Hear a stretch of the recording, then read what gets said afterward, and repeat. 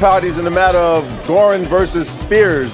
Step forward, please. 20-year-old Olivia Gorin is suing her former friend, 22-year-old Jonathan Spears, for bail money after a high-speed chase. Ms. Gorin, you posted $7,500 in bail for the defendant. You posted it, according to you, initially at the request of a friend of his. Is that right? Yes.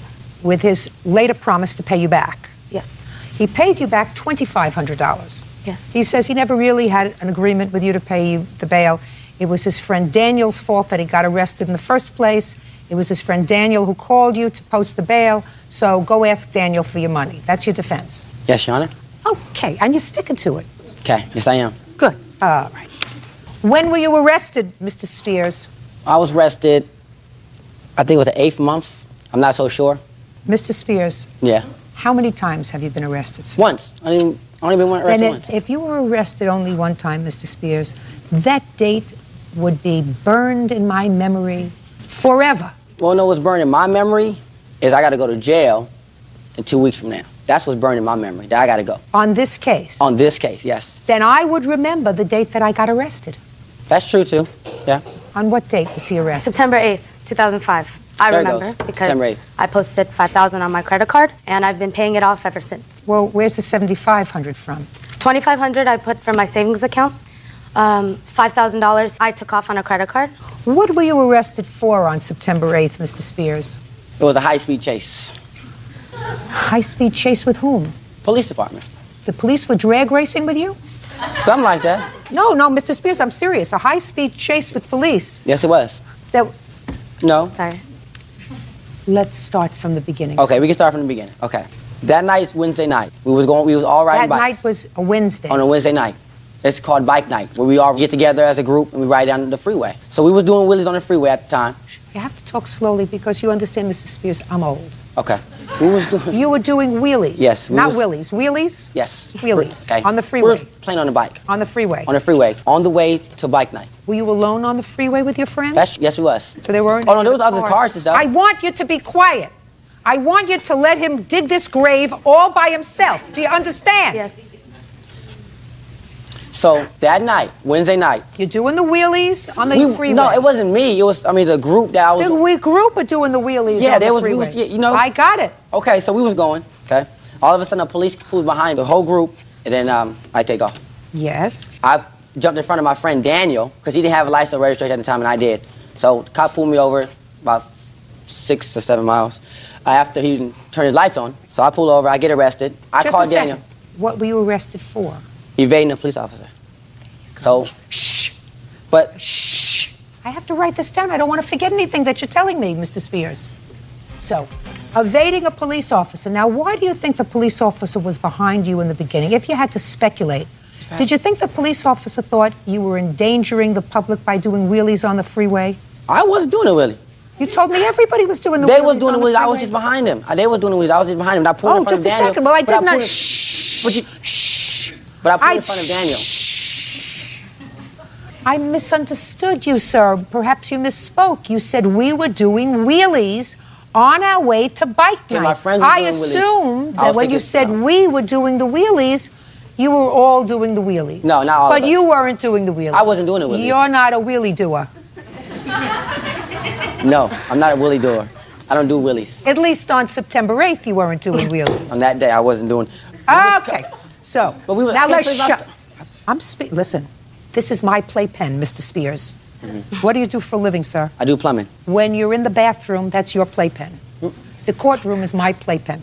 So we're going to do this my way. Okay, can I finish? No, we do this my way. So let me understand this. You and your friends, including your friend Daniel, are on your way to bike night on the freeway. The other members of your bike group are doing wheelies. Yes. You are sort of behind them, watching them doing wheelies, driving. On the side. I'm I was on the speaking behind them, because that's what you said. You said you were behind them. I was on the side of them. The freeway's big. I was on the side of No, them. you said you were behind them because you said you got up in front of your friend Daniel. Daniel was in front of us. Yeah, right. Who's us? The group. So it was just Daniel who was doing the wheelies? No. The group was doing the wheelies, but Daniel was on the right-hand side. So all the group was doing wheelies except you? Yep. They must have thought you were a chicken guy. Not doing wheelies like every... But I told you. Look, so we were told doing you, wheelies. I'm going to have this sport Okay, all by but myself. Do you understand? Yes. Okay. Now you got arrested because, according to you, I just pulled I'm in front of Daniel. speaking. You wanted to protect your friend Daniel, who had no license. Yes, no registration. So you got in front of him, and you distracted the police so that Daniel could get away. He exited the freeway, Laura Canyon. He exited the freeway. And you led the police kept going. on a high-speed chase so that Daniel could get away. It wasn't really like a high-speed chase. They just followed me for a little bit. Okay, so after they was following me, I pulled over. I got arrested. I called Daniel. Daniel said he's gonna bail me out. Okay, fine. He said he's gonna bail me out. Cool. All right. For what I did for him, I'm thinking it's a favor, you know? So, okay, cool. He bails me out. He didn't tell me who he got the money from, so I can't assume where he got the money from, so I'm not knowing. Okay, he bails me out. Got the money from the bail ferry. Hey, he got the money from the bail ferry.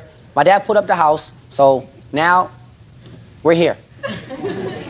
I have a feeling that this would have been a lot shorter if you'd have just let him tell this story, because this is what he was going to tell you no matter what. Yeah, but I managed to get him in front of 10 million people. Yeah. Okay, so Daniel calls you, you put up the money. Mr. Spears gets his get-out-of-jail card from you and ultimately gives you $2,500. Out of my kindness of my heart. Shh. Oh. I told you, the bathroom is your playpen. The courtroom is my playpen. Do you understand? Yes, I understand. Now, when did he give you the $2,500? 2 days after I posted bail, and he knew that I was Don't tell me what he knew. to post bail. Don't tell me what he knew. Where were you when he gave you the $2,500? I was at work. Tell me how that happened. He actually gave it to Daniel, who gave it to me. See, He never handed you the money. He didn't. When, for the first time after September 8th, 2005, did you see Mr. Spears? A couple weeks later, when I called him, A couple of weeks later. Right. So you had already received $2,500 from Daniel. from me. Thank you. Thank you. That made my life much easier. So you gave Daniel the $2,500 to give to Miss Gorin, Yes. thereby acknowledging your debt. Thank you very much. Judgment for the plaintiff in the amount of $5,000. Parties are excused. Thank you. You may step out. I'm happy. Now, this is case number 584 on the calendar in the matter of Tracy versus Daniels. Thank you. You're welcome, Judge. Parties have been sworn in. You may be seated. Ma'am, have a seat. Mrs. Tracy, the defendant was engaged to your daughter. I assume this is your daughter? It's my daughter. And shortly before the wedding, she had a change of heart. Yep. She decided to cancel the wedding. Prior to that, however, it is your claim that you loaned the defendant some money for his individual use. Mr. Daniels acknowledges that you gave him the money, but he said he would never accept a loan from you because of the kind of person that you are. It was only a gift, no strings, and he has no intention of paying you back. That's correct. So let's figure this out, sir. How old are you? 26. When did you become engaged to Miss Tracy's daughter? About 2.5 years ago. Did you buy her a ring? Yes, I did. Did you get it back? No. You didn't get your ring back? No. We both still have our rings. Really? Stand up next to your mother.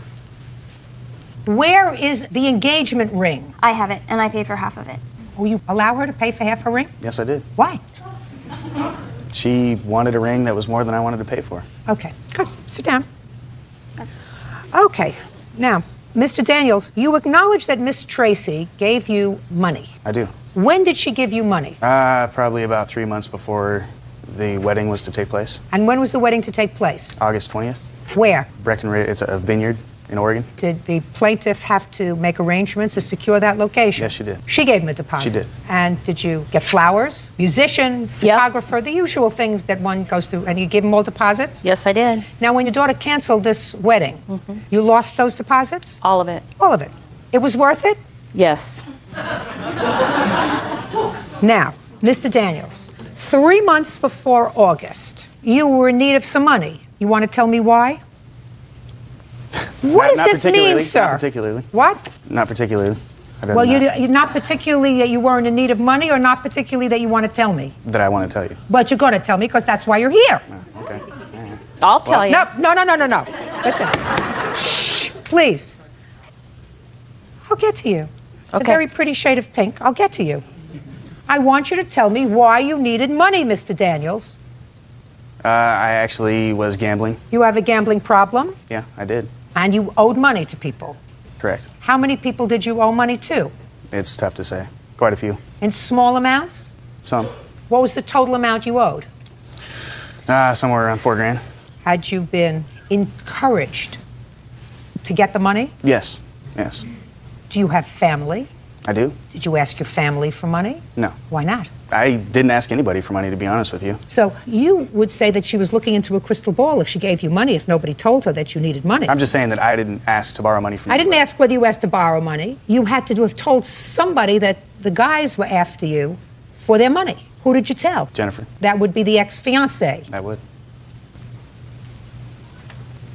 Did he tell you that he was having trouble with gambling debt? Yeah, and our wedding was set for Shh. the third.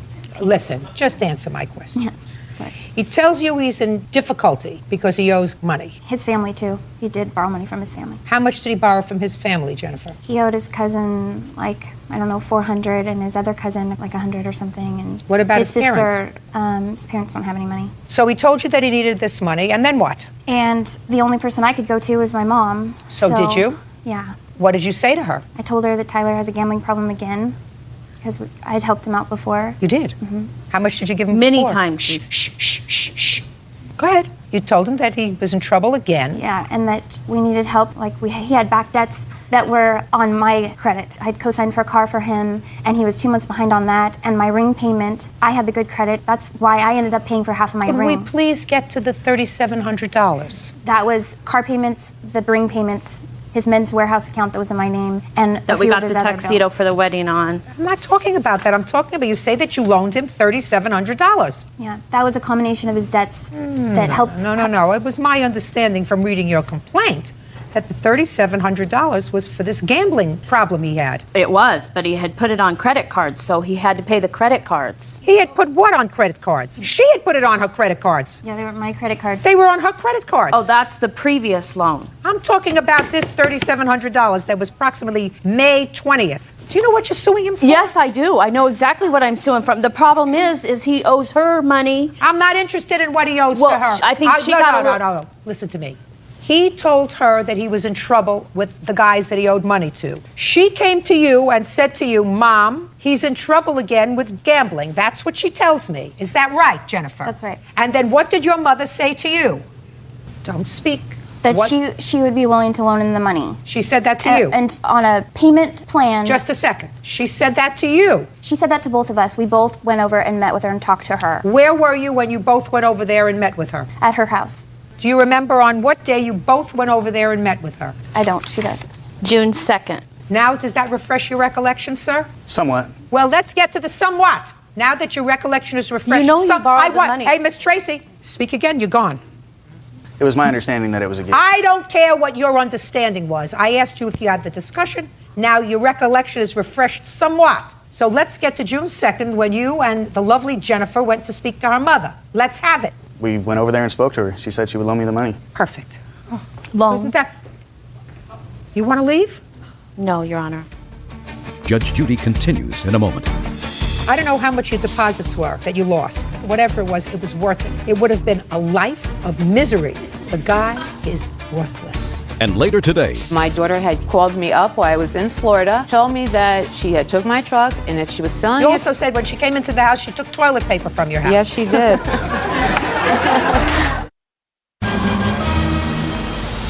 real cases, real people. Judge Judy. Deborah Tracy says her daughter's ex-fiancé, Tyler Daniels, owes for a loan to pay off his gambling debts. Yes.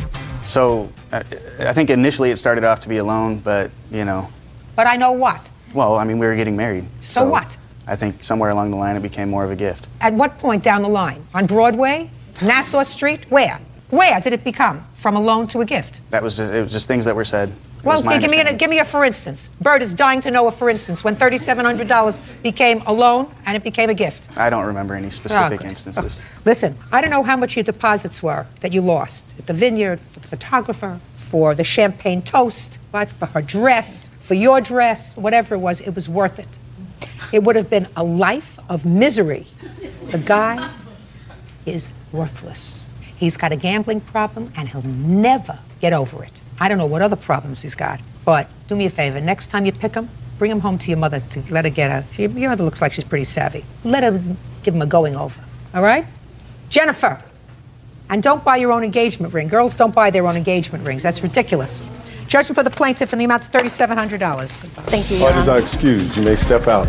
Well, I wanted him and my daughter to start fresh without being in debt, They probably think it's a loan because the relationship didn't work out. start their life together, and Now they want their money back. it just didn't work out. I need money right now, and I'm not going to borrow it from her I'm not going to do that ever again. because I've learned a lesson from this too. Never borrow money.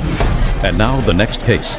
All parties in the matter of Años versus Años, step forward. Jacqueline Años is suing her daughter, 25-year-old Crystal Años, for selling her Chevy Silverado without her permission. Crystal says she didn't need permission. Miss Años, the defendant is your daughter, and it is your claim that she stole a truck that belonged to you while you were on vacation and sold it. Your daughter says that it was her truck because she had sold it to you. You never finished paying for it, so she sold it. Right? Correct. Where did this truck initially come from? My boyfriend, Frank Merrill. Is that right? Yes, ma'am. Frank, what's your last name? Merrill. Miss Años says that the truck originally came from you. Explain that to me, please. I had bought it for work, and it wasn't quite big enough for me, so I decided to buy a van. When was that? It was about a month after I purchased it, which I believe was in April. How much did you pay for it? I paid $700 for the vehicle. And who did you buy it from? I saw it on the side of the road, actually, so I didn't know the gentleman that I bought it from. What year truck was it? 1990 Chevy pickup truck. Was it running? Yes, ma'am. Okay, so shortly after you bought it, you found that you needed a larger one. You bought a van, and what did you do with this 1990 Chevy? At the time, Jackie didn't have a vehicle, That would be you. Yes, ma'am. Go ahead. and she didn't have a vehicle at the time, and she was interested in purchasing it off of us. So I talked to her daughter about it, and we decided it wouldn't be no harm to sell it to her. Great. And you purchased it. Yes, ma'am. For how much? The original price he asked me for was $500. I gave him $400 that day. Just a second. He asked you for $500. Yes. That's not true, Your Honor. Just a second. And you gave him $400. Yes. Okay. And then you took possession of the truck? Vehicle, yes, I did. And did it remain in your possession? Yes, it did. Until when? January of 2007. And what happened in January of 2007? I was in vacation on Florida. And my daughter had came into my home to get an extra set of keys to park the truck in a friend's driveway because she was taking her plates back, but it never made it to my... Taking her plates back on what? On the truck. My truck was insured in my daughter's name. It was insured in her name, so it must have been titled in her name. Correct. Had to be titled, because if it's not titled in her name, then she has no what we call insurable interest. They would not allow her to insure it unless it was titled in her name. Now, if you purchased the truck in 2005, why was the truck still in her name? Why was the truck still in her name? That was Because my the question. insurance was still in her name. Why? Why? Because through the course of years when my children were younger, my daughter got speeding tickets with my insurance. That's false. And I had a few fender benders. And my insurance at that time was for $435 a month. I had insured her prior with my insurance, and when my That's insurance was also up, a lie. I don't, listen to me. Do you understand this is not a tea party? When I look at you and ask you a question, you'll answer me. Other than that, don't shout out here. I don't permit that. Okay. Now we understand that. I've explained it to you. Yes. Don't do it again. Go ahead. and then I asked my daughter to do the same thing for me, which she insured the vehicle for me. That's fraud, you know. That's fraud. It's your truck. You say you paid for it. You have somebody else put it in their name so that you can get the benefit of lower insurance, even though you're going to be the only driver. You can't do that. So now you've had this truck for 2 years. She came into your house to get an extra set of keys because she had to take the plates off. Now, why was she taking the plates off the truck? She no longer wanted to insure me. Okay. Is there any reason for that? I had backed up into somebody's car, and her insurance went up $20 extra a month, so she wanted her plates back. Sounds right to me. She no longer wanted to be responsible. So? So? Go ahead. Let me hear what happened. So? I never got the truck back. She just kept it in her possession, called me up while I was in Florida, told me that she had took my truck and that she was selling it for the money that I owed her, which I have no idea what money I owe her. Well, so far, according to you, you owe her $100 for the truck. No, I paid Frank that $100. Well, so you didn't tell me that. Yes, I did. I paid Frank No, that. you didn't. What I'm saying is you didn't tell me that. Okay, You told me. But I did pay Frank the other $100. When? Summertime 2006. A year later? Yep. She pay you another $100? No, Your Honor. How much did you sell her the truck for? $700. What you paid for it? Correct. And she gave you how much? $500. Did you ever ask her for the other two? No, I didn't, to be quite honest with you. So now you're going to tell me why you took the truck. Okay. Is not an answer. I took the truck because she did get into an accident. My insurance did go up. And she also got a whole bunch of parking tickets in my name as well. Really? Yes, on top of the accident that she had gotten into. How many parking tickets did she get? There was 4. I paid off 2. I still have a copy of the other 2. I'd like to see them, please.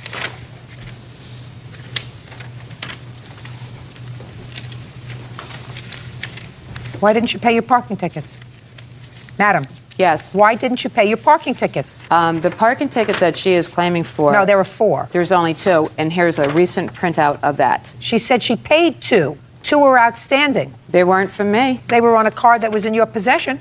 These are from 2006. The car was in your possession. I did not have 4 tickets, Your Honor. I have 2 here. She said she paid for 2. Let's talk about 2 from 2006. You have proof that you paid them? No. I can understand why she took back the truck.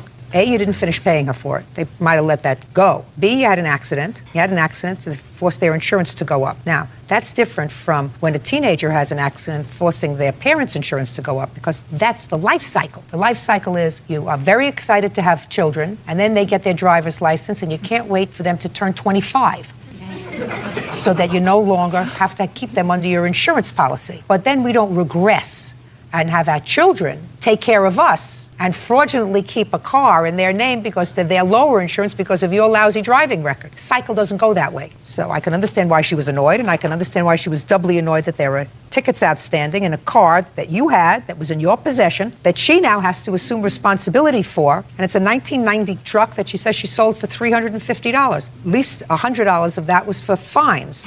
So what are you complaining about? What am I complaining about? That's exactly what I asked put you. a lot of money into that truck, okay? And should have taken better care of it. Should have paid the tickets on it. Shouldn't have gotten into an accident. Should have had the car insured in your name. what Should about have when had the I title. had it in her, she had her vehicle in my name for 3 years. Listen to me. Shh. That's what parents do for children. That's what parents do for children. That's the cycle. That's what you weren't listening to. Your listening ears weren't on. Parents take care of their children. But until a parent is incapable of taking care of themselves, children aren't responsible for taking care of their adult parents. She shouldn't have to take care of you by insuring a car for you, by paying your parking tickets, or by having her insurance go up because you had an accident. What else? You also said when she came into the house, she took toilet paper from your house. Yes, she did. Yes, she did. Did you do that? Your Honor, Come on, it's not an answer. It wasn't in her house. It was in her truck. And yes, when I took it out of her truck, before I sold the truck, there was 1 earring in the truck and toilet paper. I took the toilet paper, and here's the earring. Okay. I didn't bring the toilet paper with me. Earring, please, and give it back to the plaintiff. You're also suing for those that were in the truck. Okay. Ms. Anyos, how many kids do you have? 2. Where's the other one? Home. How old? 24. Lives with you? Yes. Has a car? No. Do you have a car? No. What does a 24-year-old do? He's working with a friend redoing houses. Who drives him to and from work? His friend. And what do you do for a living? I'm disabled. You get disability? Yes. What's the nature of your disability? I have chronic degenerate bone disease. So you don't have to get around much. Yes, I do have to get around much. And with this degenerative bone disease, you were able to drive around for 2 years in a Chevy pickup truck? Yeah, I can drive. Right, a Chevy pickup truck, that's kind of hard. No, it's To not. drive it. Yeah, I can hardly get in and out of my car sometimes with my miserable back, and I'm not on disability. Your case is dismissed, that's all. Parties are excused. You may step out. All rise. Your Honor, this is case number 556 on the calendar in the matter of Pickering versus Brown. You're welcome, Judge. Parties have been sworn in. You may be seated. Ma'am, have a seat, please. Ms. Pickering, it is your claim that the defendant owes you money. You worked for him for a period of time, and you claim that you quit, but at the time that you quit, you still had some money coming to you. Yes, ma'am. Mr. Brown says that you did, in fact, leave your job, and you were paid up until the date that you departed. Is that right, sir? That's correct. Okay. What kind of work were you doing for Mr. Brown? I was primarily doing graphic design work. That was my major in school. And When did you start working for him? The end of November 2006. Give me the date. I'm not 100% sure. I was after Thanksgiving, so I'd say probably the 28th or so. Do you know when she started to work for you? November 20th? That's not true. I came in after Listen- Thanksgiving listen break. to me. I ask the questions. You don't say not true. You said I don't exactly remember, is what you said to me. So he looked at something. I assume it's a worksheet. It was her application. I hired her on that date of her application. That's true. I didn't begin work until after Thanksgiving. November 20th, 2006. And when did you quit? February 9th, 2007. was a Friday. Were you a full-time employee or a part-time employee? Between November and December, I was part-time, and then I began full-time at the beginning of January. January what did you become full-time? January 1st. You started working on New Year's Day? Well, no, but at the beginning of the year. What day was it? For the record, Your Honor, she is not an employee. She's a subcontractor. That's not true. There was never any paperwork to justify that. I began on January 3rd, full-time. And what was your salary? It was $6 an hour, but I was promised a raise on multiple occasions. Her salary was $6.50 an hour, Your Honor. When do you claim that he owes you money? From the period that you were a part-time employee or a full-time employee? No, he's paid all but $9.30 from when I was part-time, but from the 15th of January until the 9th of February, all of that is still owed. So you didn't receive any money for work from January 15th to January 29th? I received a check to cover the work that I had done the end of December and the beginning of January. I received the check on February 6th, but it didn't cover that work period. It covered prior to that. Was she paid weekly? That varied. That varied on the job she did because she was a subcontractor, and if she completed those jobs, then she got paid for them. Well, when you say she was a subcontractor, so was she paid by the hour or by the job? Both. What does No, I that was mean? paid by the Explain hour. that to She me. did some work at home as well that I paid her for, not hourly, but by the job. That's not true, Judge. Oh, so you didn't do any work at home? I did work at home, but I wasn't paid for that. I was paid only by the hour. And how many hours a day did you work? It varied. It was typically an 8 to 5 day, but there were Listen, Miss times- Pickering, it can't vary if you work full-time. If you're an independent contractor, it can vary. If you work for somebody for a salary, so much per week, then you work so many hours. You work 8 hours, 9 to 5, 10 to 6, It was- 11 to 7. Yes, Do you ma'am. understand? Yes, I do. Do you understand? How old are you? 21. All right, so pay careful attention. If you work for somebody as a full-time salaried employee, you are paid so much an hour for so much work that you do during a typical day, which is usually an 8-hour work day. Now, he says he paid you during the day, but he also gave you extra money for work that you completed at home. You say that didn't happen, that you didn't work for him at home. So he must be telling me a fib. All I want to know is, on what date of the week were you paid? I was usually paid on Fridays. Friday.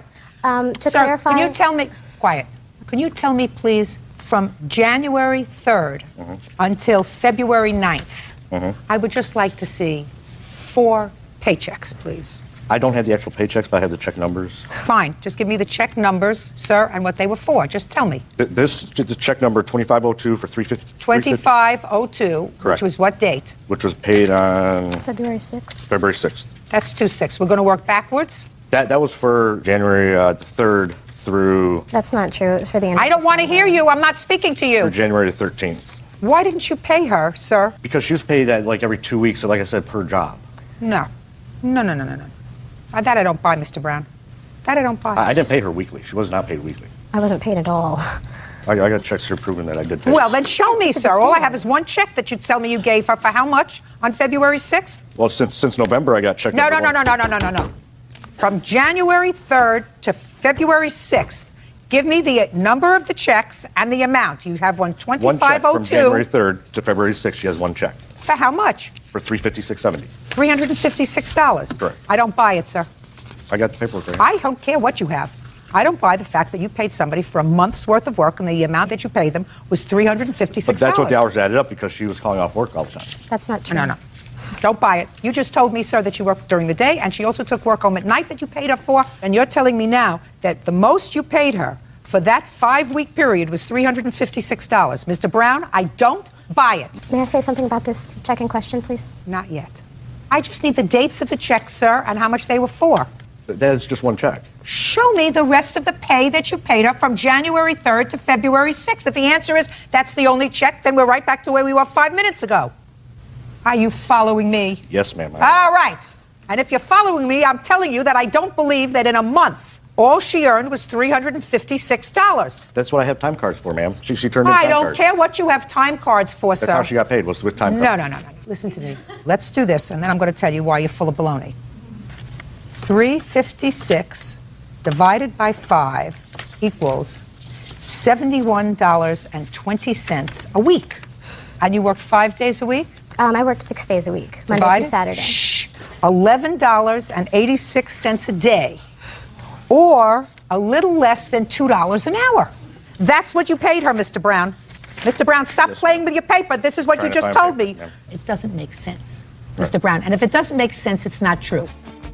Judge Judy continues in a moment.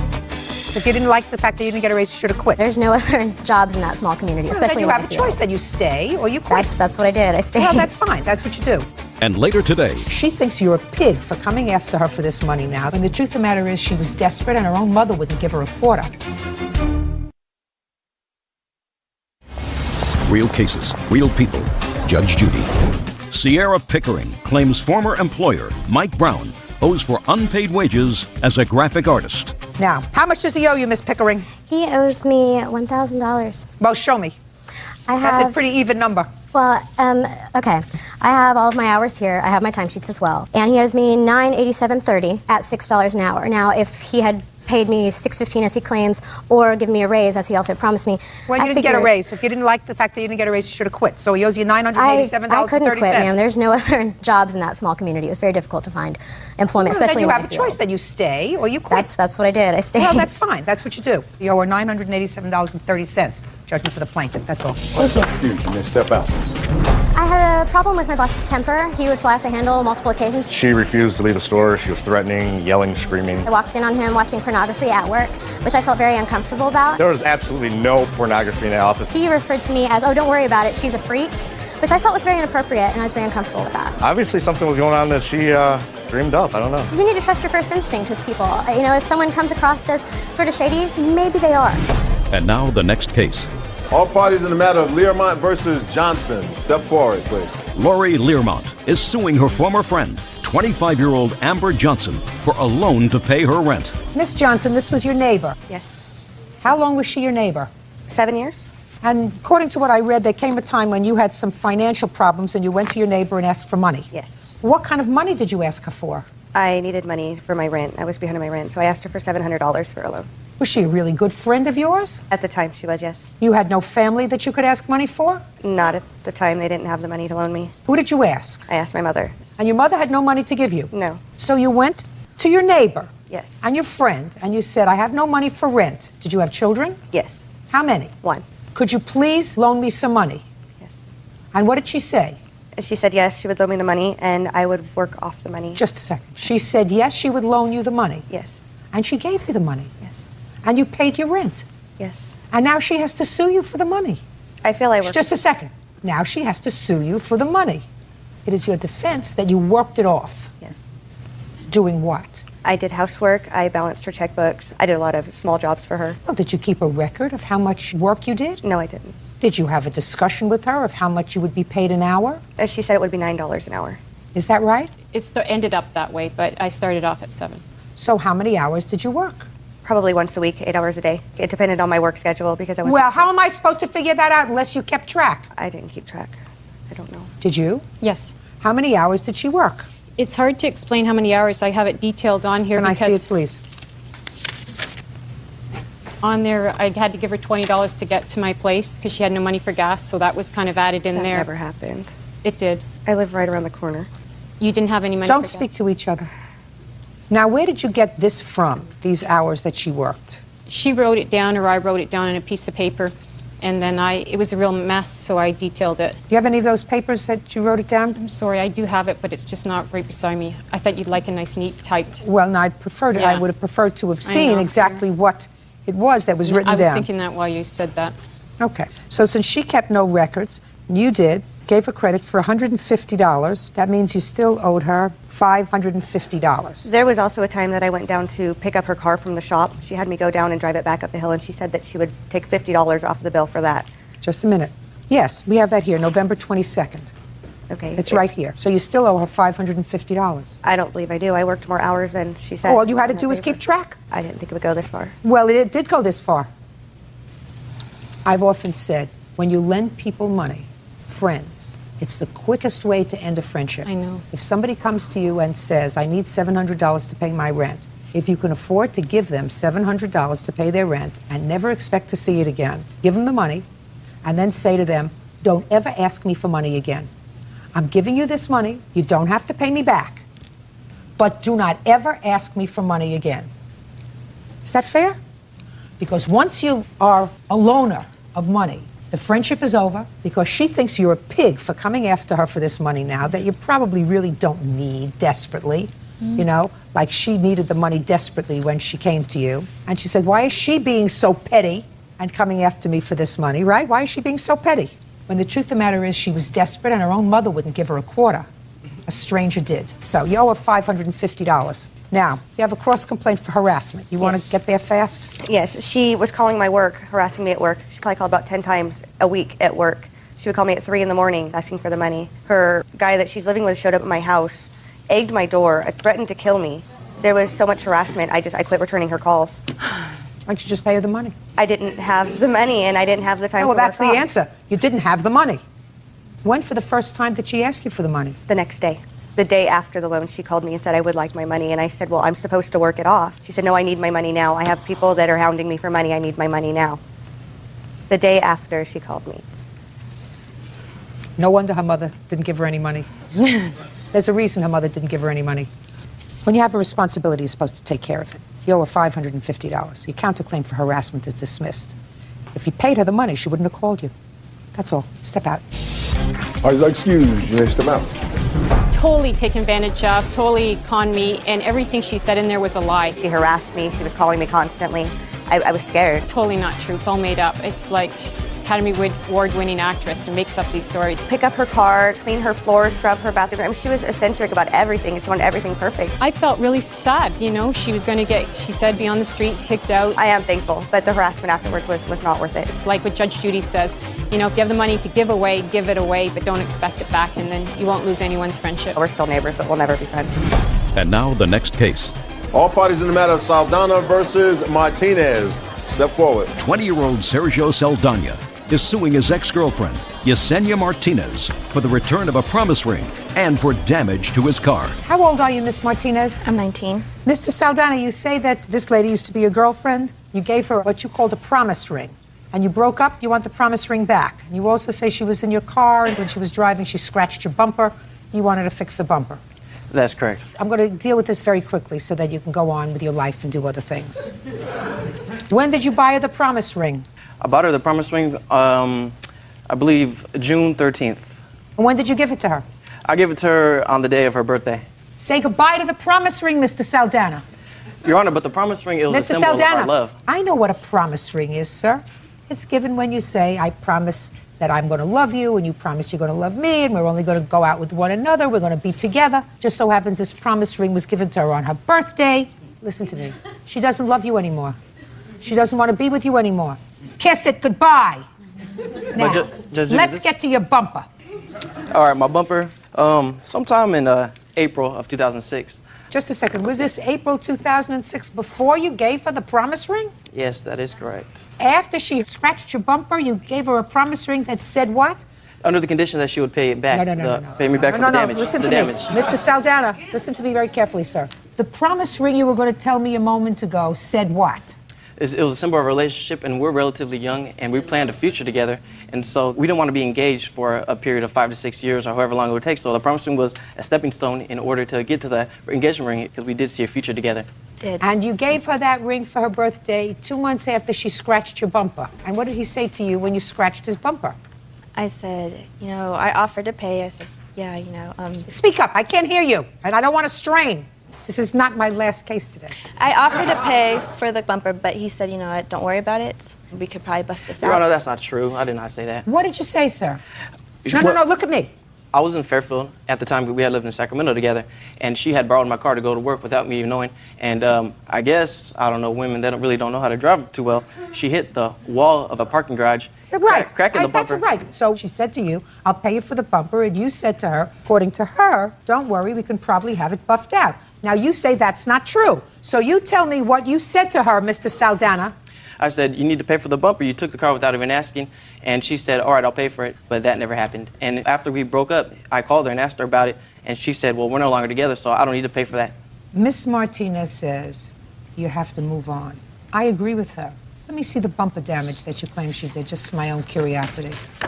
I got an estimate, and it was I didn't ask you for an estimate. $2,000, Your Honor. I didn't ask you for an estimate. The car was in pristine condition, immaculate. So the Kelly Blue Book price was $11,000, and since the damage, it's gone down around $8,000. Good. Go buff it out. Case is dismissed. That's all. Parties are excused. You may step out.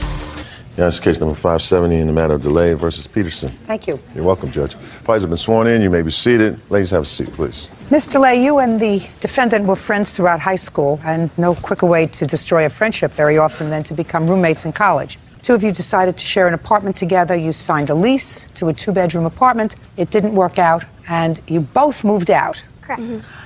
You paid the transfer fee, allowing each of you to move into a 1-bedroom apartment. You want Ms. Peterson to be responsible for half of that transfer fee, plus part of a cable bill that you say was in your name. Yes. Ms. Peterson says that your behavior and things that went on in the apartment made it impossible to stay there. She says that you wanted to move out, so you pay the transfer fee. And as far as the cable is concerned, she says you put a password on there that precluded her from using the internet and cable. She has no intention of paying it. She's counterclaiming for some nonsense. She wants you to return all the rent she paid because she didn't have a good time. Well, that's about what it is. So that's ridiculous. But I'll let you explain it to me in a very short period of time. Okay. Okay. When did you move into the apartment? We signed the lease July 8th, and I moved in July 8th. And Ms. Peterson moved in 2 months later? Correct. Okay. When did you sign the transfer agreement? I don't have the exact date, but it was end of January. I moved into my new apartment, I believe, end of January, early February. All right. So that Ms. Peterson lived there September, October, November, December. And when did you move out? I moved out on the 16th of January. Now, you're going to explain to me, Ms. Peterson, why you are not responsible for 1/2 of the transfer fee that permitted the two of you to go your separate ways. You were both unhappy, correct? Yes. Both unhappy. You explain to me why you should not be responsible for half that transfer fee. Okay. Back in July, in the summer, Veronica expressed to me that she wanted me to find a new roommate to cover her half of the lease. And I went forward with that, and I found a roommate. In July? In July, before we were even living together, because of the cable internet bill, because I said I wasn't going to pay it. Because I didn't need it. I don't watch TV, and I had friends who were moving upstairs who said I could use their internet, or I could go down to the common room where they offer it for free. So I found a roommate, and in the end of August, the first weekend before school, I spoke to Veronica, and she said, "Oh, I'm not moving out anymore." So. And in September, you stayed? I did, because I had Fine. no choice. Fine, you stayed. Right. But things were not good. No. In November, I moved most of my things upstairs to my friend's apartment, and I was hardly ever at the apartment. If I was, I locked myself in my room because I didn't feel comfortable with her and her boyfriend being there all the time. I was scared, and I felt harassed and threatened by her. Listen to me. Then you should be very happy that she said, let's sign off on this lease, and it'll cost us each $600, and then we're out of each other's hair. Well, at that point, I was so frustrated with everything I had been put through that... Get unfrustrated. Get unfrustrated and grow up. It wasn't good. It wasn't a good situation. Well, can I say something? Yeah, say whatever you want to say. My mom and my father and I all discussed commuting because we didn't want to give Veronica any more money. I had paid for her boyfriend to sleep over multiple times. I was never there. Listen to me. It was me. like having a third roommate, though. I don't care. Listen, your parents care if you're unhappy. Right. Your parents care. Courts don't care if you're unhappy. Mm-hmm. Courts don't care if you don't like her boyfriend sleeping over. They don't care. Well, there's a clause in the lease that says that no person can stay more than 14 nights, and I kept track on a calendar, and it exceeded the 14 nights, and we got a possible eviction notice from it. Your Honor, Just a second. Okay. All of that suggests to me that you should be very happy to find a new place all by yourself. I wasn't even living there, though, at that point. That's your choice. Right. That's your choice. What do you want? I wanted to say something on Elizabeth's defense, Your Honor. That? I'm her mother, and on December 16th, my husband and I went into the peninsula. We hooked up the cable and the TV and the DVD player.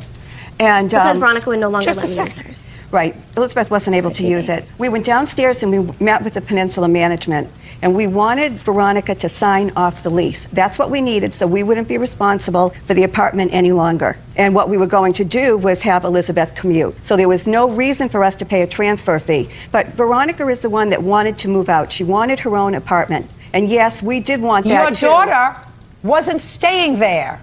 She wasn't staying there because she was unhappy. Either she breaks the lease or she signs a transfer agreement. Those are the options. But that was the option for Veronica, too. She could have broken the lease. Just to say, she could have. This is a much better thing to do, rather than breaking the lease, to sign an orderly transfer agreement so that the landlord doesn't say, I'm stuck because they broke the lease, What I want to do is I want to move into another place. This is what it's going to cost. Otherwise, I'm on the hook for the entire year lease from January until the following June. But I didn't trust that Veronica would I do don't anything. care She what hadn't done it in the past. I don't care what you trusted. Right now, it's a fait accompli. It's done. Your daughter is responsible for half the transfer fee on the apartment. There's no issue with regard to that. The only issue that I have for you, Ms. DeLea, is did you have a password or any device that precluded the defendant from using the internet and or cable? I had a password. Just a second. That's either a yes or a no. On the internet, yes. Did she say to you at any point, I'm not interested in cable? She told me in November. That's either a yes or a no. In November, yes. What month's cable do you think she's responsible for half of? September through January. She's not. Okay. She's not responsible for any of those. Your Honor, she disconnected my cable in December, and even though I was still paying for it, prevented me from watching it. I don't care. There has to be a contract. There has to be an agreement. Your Honor, I have Listen to me very carefully. Yes, ma'am. There has to be a contract and an agreement. I have one. For I whom? have an email, her writing that she would be responsible for half of all the cable and internet and electric bills. Just a second. Did you tell me that you put a password so she could not use the internet? There was a password on it originally, but... Excuse me. I'm asking your daughter a question. Sit. You too. Real cases, real people. Judge Judy. Veronica DeLea says her former roommate, Elizabeth Peterson, owes for cable bills and an apartment transfer fee. Elizabeth is countersuing for the return of rent and harassment. I'm asking whether she told you she wasn't going to use the internet and you put a password on there that precluded her from tapping into the internet in your apartment. I was required to put a password on the internet from the beginning, so yes, there was a password. Did she have it? No, ma'am. Then she's not responsible for it. Okay. But she's responsible for half the transfer fee. I just have... Put your hand down. Okay. Stop being a baby. That's what you're responsible for. Just tell me what half the transfer fee is. Half the transfer is $625. Fine. You owe her $625 for that. Now, you want to give me your counterclaim in 30 seconds or less? I have a breakdown of the I'm not counterclaim. interested in your breakdown. Yeah, you have 30 seconds or less to tell me about your counterclaim, which is nonsense. Well, my countersuit was because Veronica was using drugs in the apartment, and I'm on a full scholarship at my school, and that really, I could have lost my scholarship if she got caught at the apartment because we both signed the lease. But you didn't. No, we didn't. But one of the security guards approached me saying that he smelled. You can't tell me anything that a security guard told you. I have a report from him. You can't tell me anything that anybody else said to you or wrote out in a statement that is hearsay. Do you have a police report? I talked to the lieutenant of the police station because the security guard had him come down. That's hearsay. Well, I called and they didn't have a report. I was very surprised. Oh, listen, you happy now with your new roommates? Yes, but I'm Fabulous. unhappy that my scholarship was in jeopardy. Well, and it was like having a third roommate there at the apartment. My dear, did you lose your scholarship? No. Good. You owe her $625 transfer fee and your counterclaim's dismissed. That's all. Parties are excused. You may step out. She demanded that I had to ask her permission for every visitor, but I asked just in case I had a test the next day because the walls are paper thin, you can hear everything through them.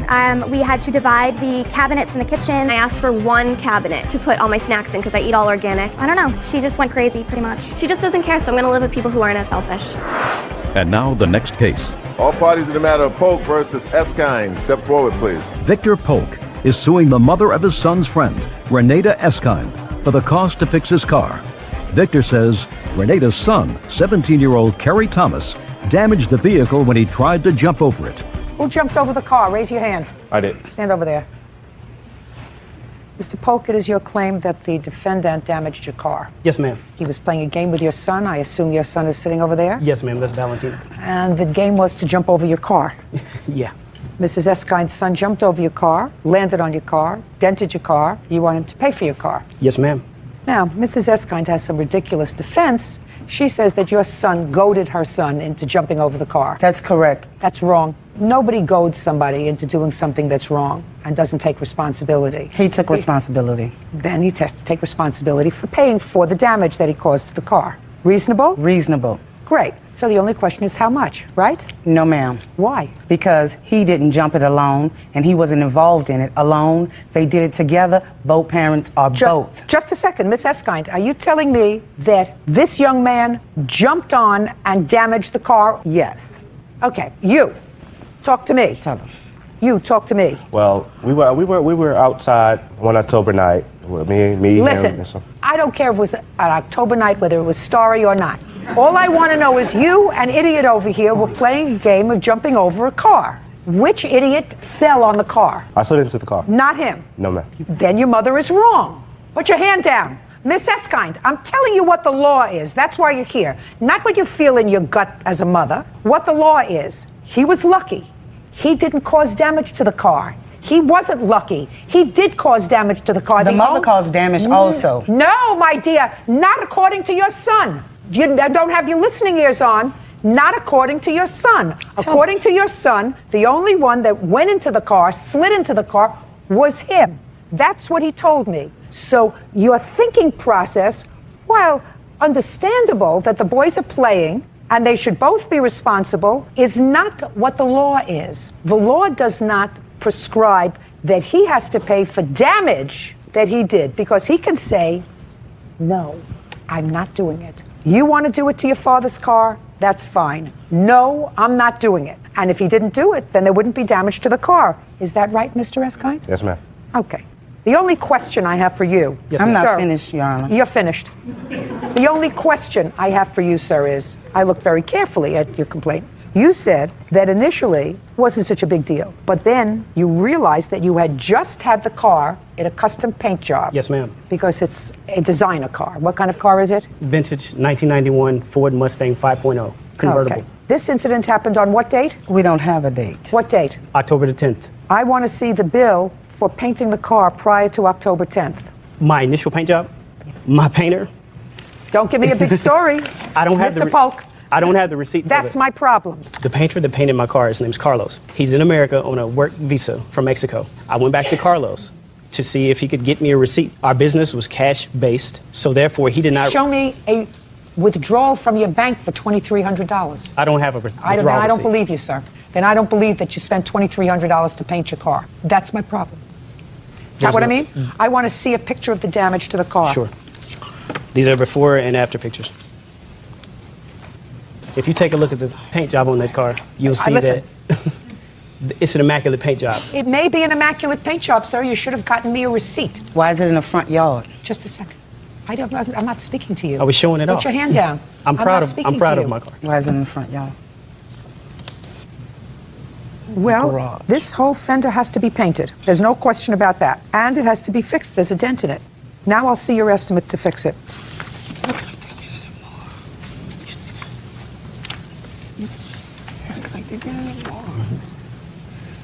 Oh, so this time you took her to a Chevrolet place? Yes. The first time you took her to an all-cash guy? Carlos is no longer in Nashville, in my hometown. Yeah, you're going to have to get it done for less.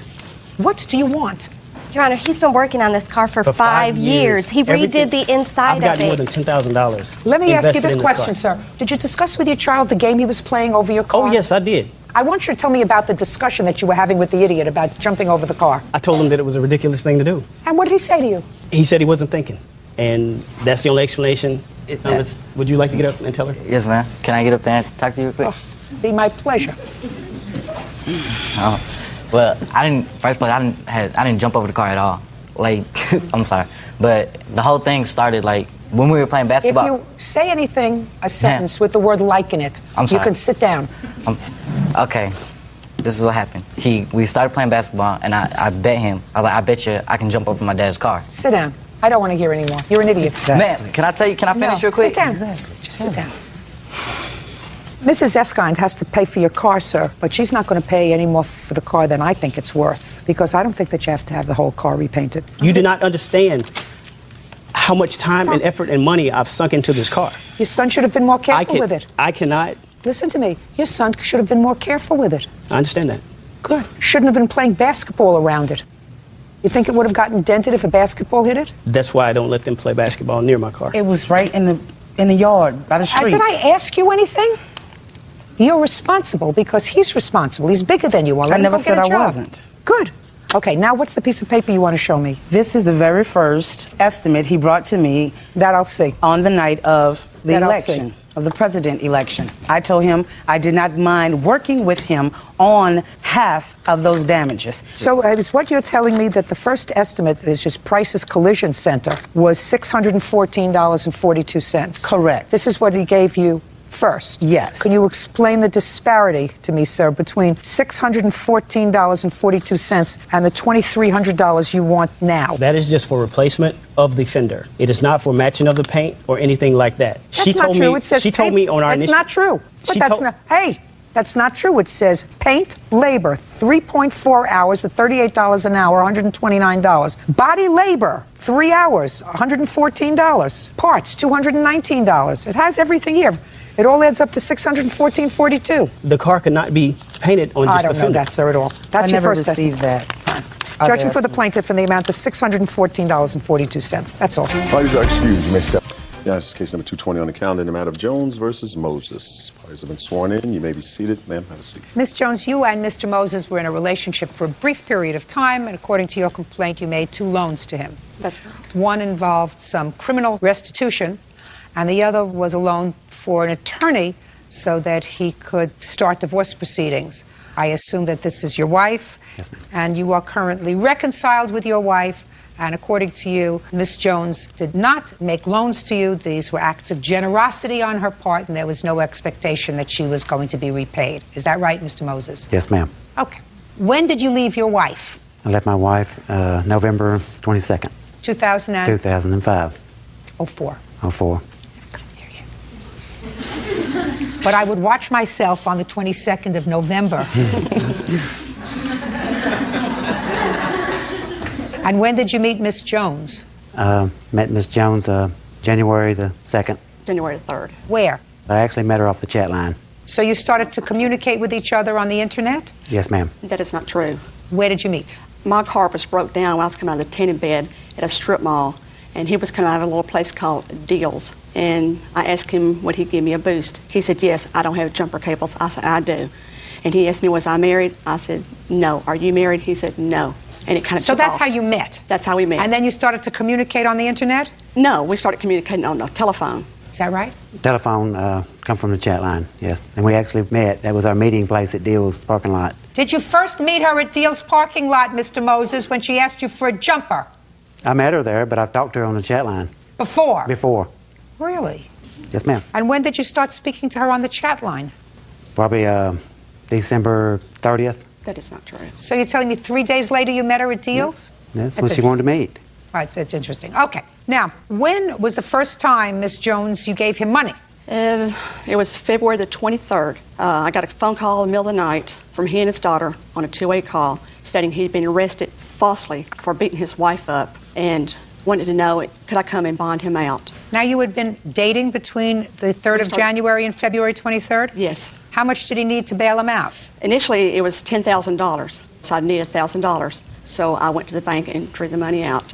And when I got to the bondsman, they cut him some type of deal, and it was $837. Well, you have to tell me about the conversation that you had. What did he say to you, and what did you say to him? On that particular night at midnight, he asked if I indeed would come and bail him out. He would be able to pay me that Friday. I believe that was on a Sunday. And he makes pretty good money, and, you know, so I knew he could afford to give the whole $837 or a whole $1,000. I thought it was going to be $1,000 at that point. Did he say, I'll give you the money on Friday? Friday, yes. Did he give you the money on Friday? He said he was having some financial problems. He could give me half of it. He gave me $400. Did you give her $400, Mr. Moses? Yes, ma'am. What was the $400 for? It's for getting me out of jail. So you acknowledge that this was a loan? It wasn't a loan. I just told her I would give her $400 back. I mean, I appreciate it. It was my appreciation to her for getting me out. I mean, I just met her, you know, and it was nice of her to get me out of Just a second. jail. When did you give her the $400? That Friday, the following Friday. Just a second. So you called her from jail and you said, could you bond me out? You didn't say anything to her about giving you back money on Friday. No, ma'am. It just happens to be that on that Friday you gave her $400. Yeah, out of generosity, because she was generous enough to get me out of jail, so I told her I'd give her what I could Friday, and I could give her $400. Oh, now your story's changed, Mr. Moses. No. Now you said that you told her you'd give her what you could on Friday. Yeah. Well, that's different from not saying anything to saying, I told her I'd give her what I could, and what you could give her on Friday was $400. Is that what you're telling me? Yes, ma'am. When was the next time Mr. Moses needed money? It was about 4 weeks later. He told me he had a... Just a minute. Between that Friday and 4 weeks later, you mean he didn't give you any more money? He gave me $150, $50 increments. When? Actually, the first payment was $517. No. Just answer my questions. Now you say that he gave you money in $50 increments, another $150. Was that over the next 4 weeks? No. There was no money exchanged between the initial loan and the second loan. That's what I want to Yes. know. So tell me what happened 4 weeks later. Well, when I met him, he told me he was not married, okay? Or make that clear. Then I find out that he's got a lawyer that he's dealing with. There's no count, okay? So he says he's not helping him. He's not helping him to get his kids. His wife is not taking care of the children. He needed his kids desperately. And he knew I had some money saved up, okay? That's my first probably major mistake. And he asked me if I would help him get this new lawyer, put the $1,000 retainer fee. Once his divorce was final, his kids was in his home and they were stable. His financial situation was stabilized. Everything would be on target and he would be able to... The check's in the mail. Right. So you gave him $1,000? I wrote the $1,000 to the lawyer. Is that right, sir? Yes, ma'am. She had pushed me into divorcing my... Well, explain that to me. How did she do that? Well, first of all, I never lied to you about being married. I told her I was married and had 4 children and I was going to get a divorce. That was my goal, to get a divorce. You were going to get a divorce because your wife was a very nice person? I was going to get a divorce because we had some marital problems. Well, some marital problems doesn't always talk about divorce, Mr. Moses. Did you actually come here thinking that you were going to run circles in this courtroom? No, ma'am. So you told Miss Jones that your wife wasn't caring for the children? I did. That you needed to get custody of your children? I did. I needed them. Because your children were at risk with your wife because she wasn't taking care of them? My mother was watching them, actually, at my mother's house. They were running back. My mother was watching them. Was they watching them because your wife has problems? She was watching them because my wife was, she had problems. Put your hand down. What kind of problems did your wife have? She just had like... No, look at my face. Oh. What kind of problems did your wife have, Mr. Moses? She had boyfriend problems. I mean... Drug. Did you tell the plaintiff that your wife had a drug problem? Yes, ma'am. Karnak. Judge Judy continues in a moment. How did your daughter find out you were in jail? I called. And did you say to your daughter, call Miss Jones? No, I did not. Baloney! And later today, I guarantee you at their stage in life, they didn't anticipate taking care of 2 infants. Because not only did you make 1 mistake, but you couldn't keep your thing in your pants long enough not to make 2 mistakes. real cases, real people. Judge Judy. Brenda Jones says ex-boyfriend Thomas Moses Jr. owes for bail money and a loan to retain an attorney. Brenda claims Thomas lied about being married. Now, you told Miss Jones that your wife couldn't take care of your children because she was abusing drugs and she had boyfriends, and you needed to get custody of your children. Yes, ma'am. Well, how does that translate, Mr. Moses, into she was pushing me to get a divorce from my wife? Because she kept on me and telling me that she loved me and she wanted me to get a divorce from my wife, and she would help me get my children and we could live together, and she kept forcing me to get a divorce. Forcing you? I didn't want a divorce. What did you want? What did you want? I wasn't clear about what I wanted at the time. I have a feeling, how old are you? I'm 44. That is persistent state of your mind. Absolutely. Unclear.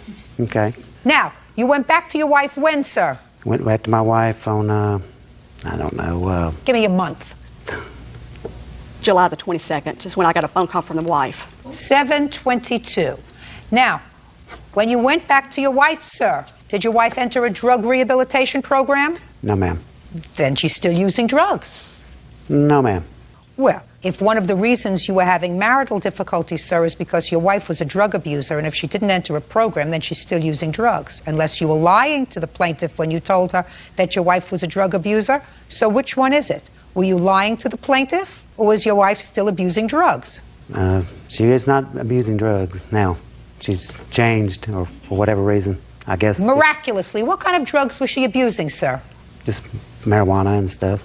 No, stuff. What kind of stuff? Marijuana and what kind of stuff? And, hydrocodone. And what? Hydrocodone. What is that? Lortabs. Lortab. What is that? He told me some type of nerve pill. It's a pain pill because she has lupus and she has a bunch of stuff wrong with her. So she's not taking those pills anymore? She's not using marijuana anymore? Is that what you're telling me? Not to my knowledge. Not to my knowledge. So how come you decided to go home, sir? For my kids, because things wasn't happening fast enough for me. So you're home taking care of your children? Yes, ma'am. Now, you gave her $50 increments 3 times after the loan to the lawyer. What was that for? It was for the jail. It was for the jail? Get me out of jail. So you were just being a nice guy then? That wasn't a loan? It was never a loan. I never asked Miss Jones to get me out of jail. Yes, you did. Yes, you did. You asked her to get you out of jail because otherwise she wouldn't have known that you were in jail, sir. No, my daughter called her. How old is your daughter? 18. How did your daughter find out you were in jail? I called. I called my house because my house. You called your house and you spoke to your daughter. Mm-hmm. And did you say to your daughter, call Miss Jones? No, I did not. Baloney! I did not. Listen, what's your first name? Tommy. Thomas. Slick Tommy, let me explain something to you. You don't take advantage of people and then just walk away. You clean up after your mess. You made a mess, you clean up after it. Bad enough that you involved this woman in your muddled mind, your 44-year-old bouillabaisse that you got going up there. But to take her money is unconscionable, sir. Unconscionable. You owe her $1,287. That's the remainder on the bail and the $1,000 for the lawyer that you, for some reason, decided that you didn't need because your children needed you, which is a very nice thing. You decided to go back to your wife for your children's sake. Very nice. I would suggest to you that it doesn't serve your children well if your wife is abusing drugs to live with her. And if your wife isn't abusing drugs, then you told this lady a fib. Because unless somebody gets into a program, if they are drug abusers, they don't stop. Goodbye. $1,287 is what you owe her. All these are excused. You may step out. She really didn't give me a chance to talk like I wanted to talk. She knows a piece of you know what when she sees one. She still calls me all the time and tries to get me to meet her places. She just psycho. I should have never left my wife. He took advantage of me, took advantage of my heart, and that's the most harmful thing, I think. And now the next case.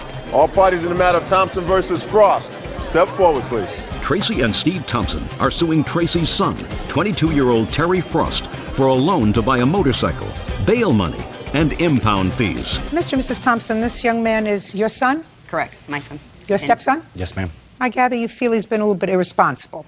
A lot, yes. You co-signed for a motorcycle for him a couple of years ago. Correct. He stopped making payments on the motorcycle. Correct. You took it into your custody. You have the motorcycle. Correct. It was going to be repoed. So you made all the payments on it so far? Correct. When the bank called in regards to being repoed, our credit would be, in bad jeopardy. order. Exactly. And so I asked TJ, why aren't you making payments? So then he said at tax time he'd be able to make up what I've already paid and take over payments at that time. But he didn't. Correct.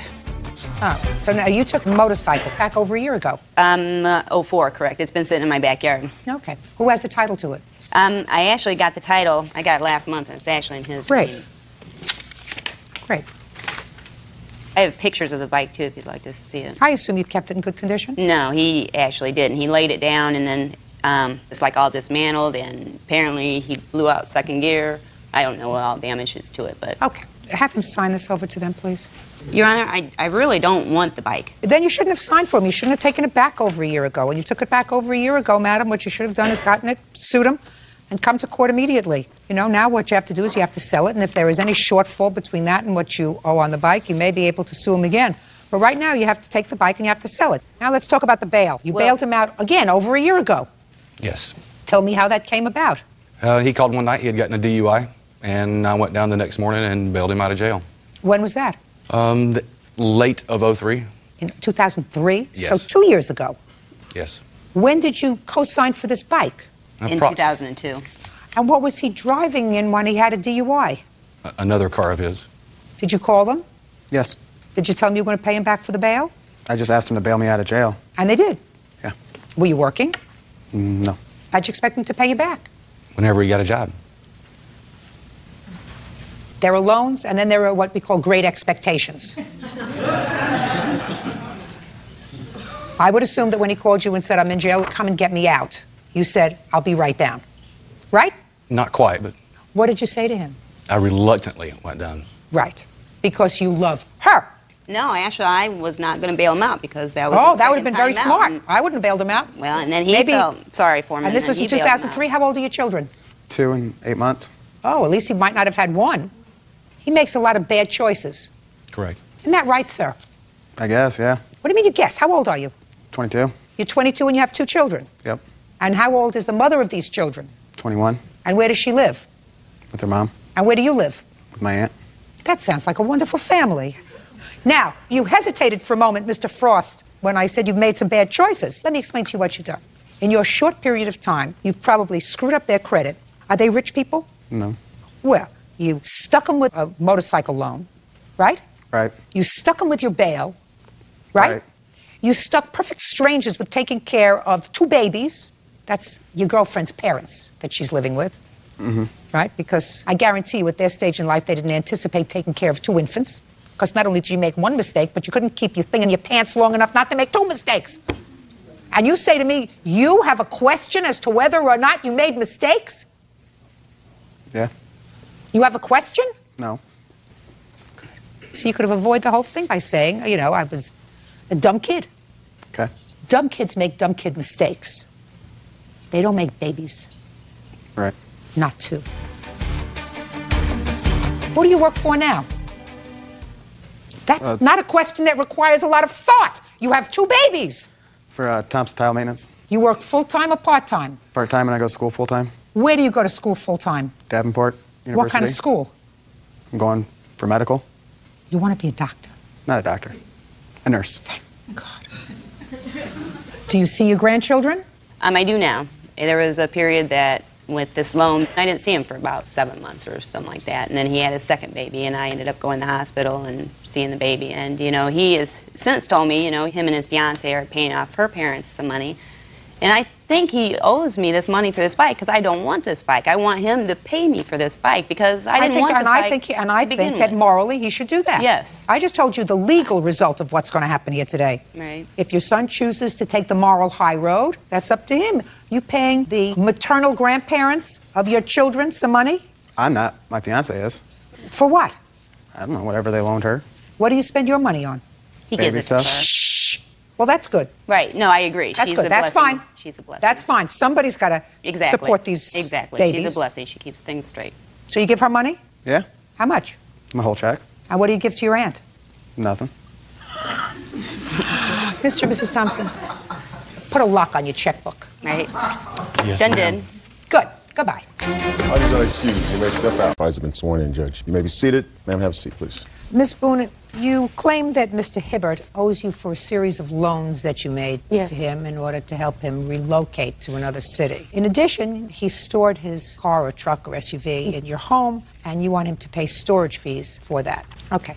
So you met, and at some point he asked you out. You went out for dinner, you went out for a movie, you went out for a drink, you went out for something, or did he just initially ask you for money? No, it was a 3-day period, kind of a whirlwind romance, if you would. The way he got to my house was by telling me that he was interested in buying one of my cars that I had for sale, that he wanted to come see it. He also said he was a licensed mechanic and could check out this car I was test driving. He tried to get me to go out with him that night. You're talking too fast. Okay. I'm not interested in the social aspect, madam. Right. I'm interested. You met him on January 6th. When for the first time did he ask you for money? 3 days later, he informed me that the next day he would be moving to the state of Georgia to go to seminary. He said he needed money to get to seminary, that it was a big move, it was a long way away. And I asked him how much. He said $2,000 or $3,000. So I told him that I would be able to loan him too. Normally, I don't walk around with that kind of cash, but I had just cashed a check from a sale of a business that my family owned. Had you told him about that? I had showed him a cashier's check for $17,500 from me to me. Oh, Miss Boone, I know. what a mistake. Yeah, I learned you don't do that. How much money did you give him? I gave him $2,000 in cash that day. The next day he said he... Your Honor, the fact of the matter is... Don't tell me what the fact, just tell me about the $2,000. Miss Boone wanted to get into a relationship with me from day one. Good. Let's start day one, January 9th. You took $2,000 from her, is that correct? She gave me the money as a down payment on my vehicle. Down? No. Oh, shh. Just a second. Just a second. Just a second. She gave you $2,000 as a down payment on the car. Yes, Your Honor. How? Don't say anything, Miss Boone. How much was the total price of the car? I told her that I was selling the car for $6,500. I'm going to ask you questions, so you're going to have to be really quick with your answers. No problem. Mr. Hibbert, No I want to say problem, something. You think you're smart? Between him and me? You're a kindergartner. I want you to trust me on that. And you don't want to appear foolish here, do you, Mr. Hibbert? No, Your Honor. Now, what kind of car was it that you were going to sell her for $6,500? A 1994 black BMW 325 IS, Your Honor. Sell it for your bill. Shh! Stupid. Now, so she gave you $2,000 down payment. Yes, Your Honor. Did she ever purchase the car? No, ma'am. Okay. No, Your Honor. So you never gave her title to the car? I let her hold the title in good faith. I did not sign the back, Your Honor. Okay. Do you have the title back? She didn't want to give it to me back, Your Honor. Do you have the car? No, Your Honor. Where's the car? I sold it, Your Honor. How much did you sell the car for and to whom? $5,000, Your Honor. To whom?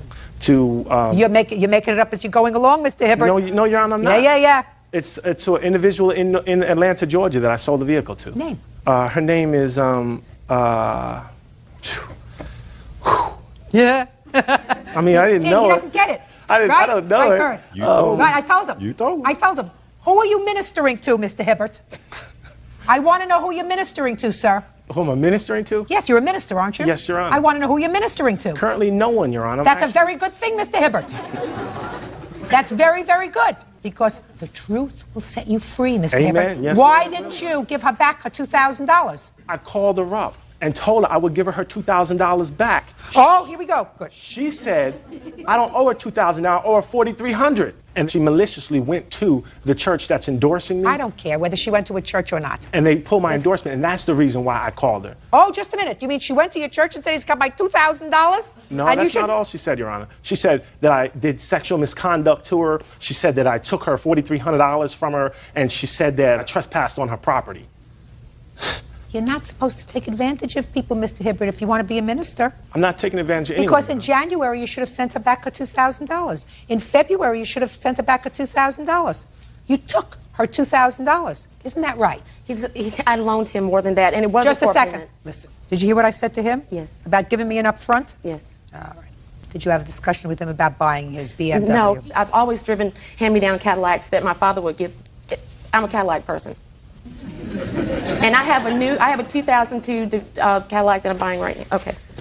I loaned it to him to move to seminary. Whether it was a loan or whether it was a down payment on a car that he never came through with, he owes you the $2,000, right? Your Honor, when you go to a car dealership and you put a down payment on a vehicle and you do not continue to make payments, what happens, Your Honor?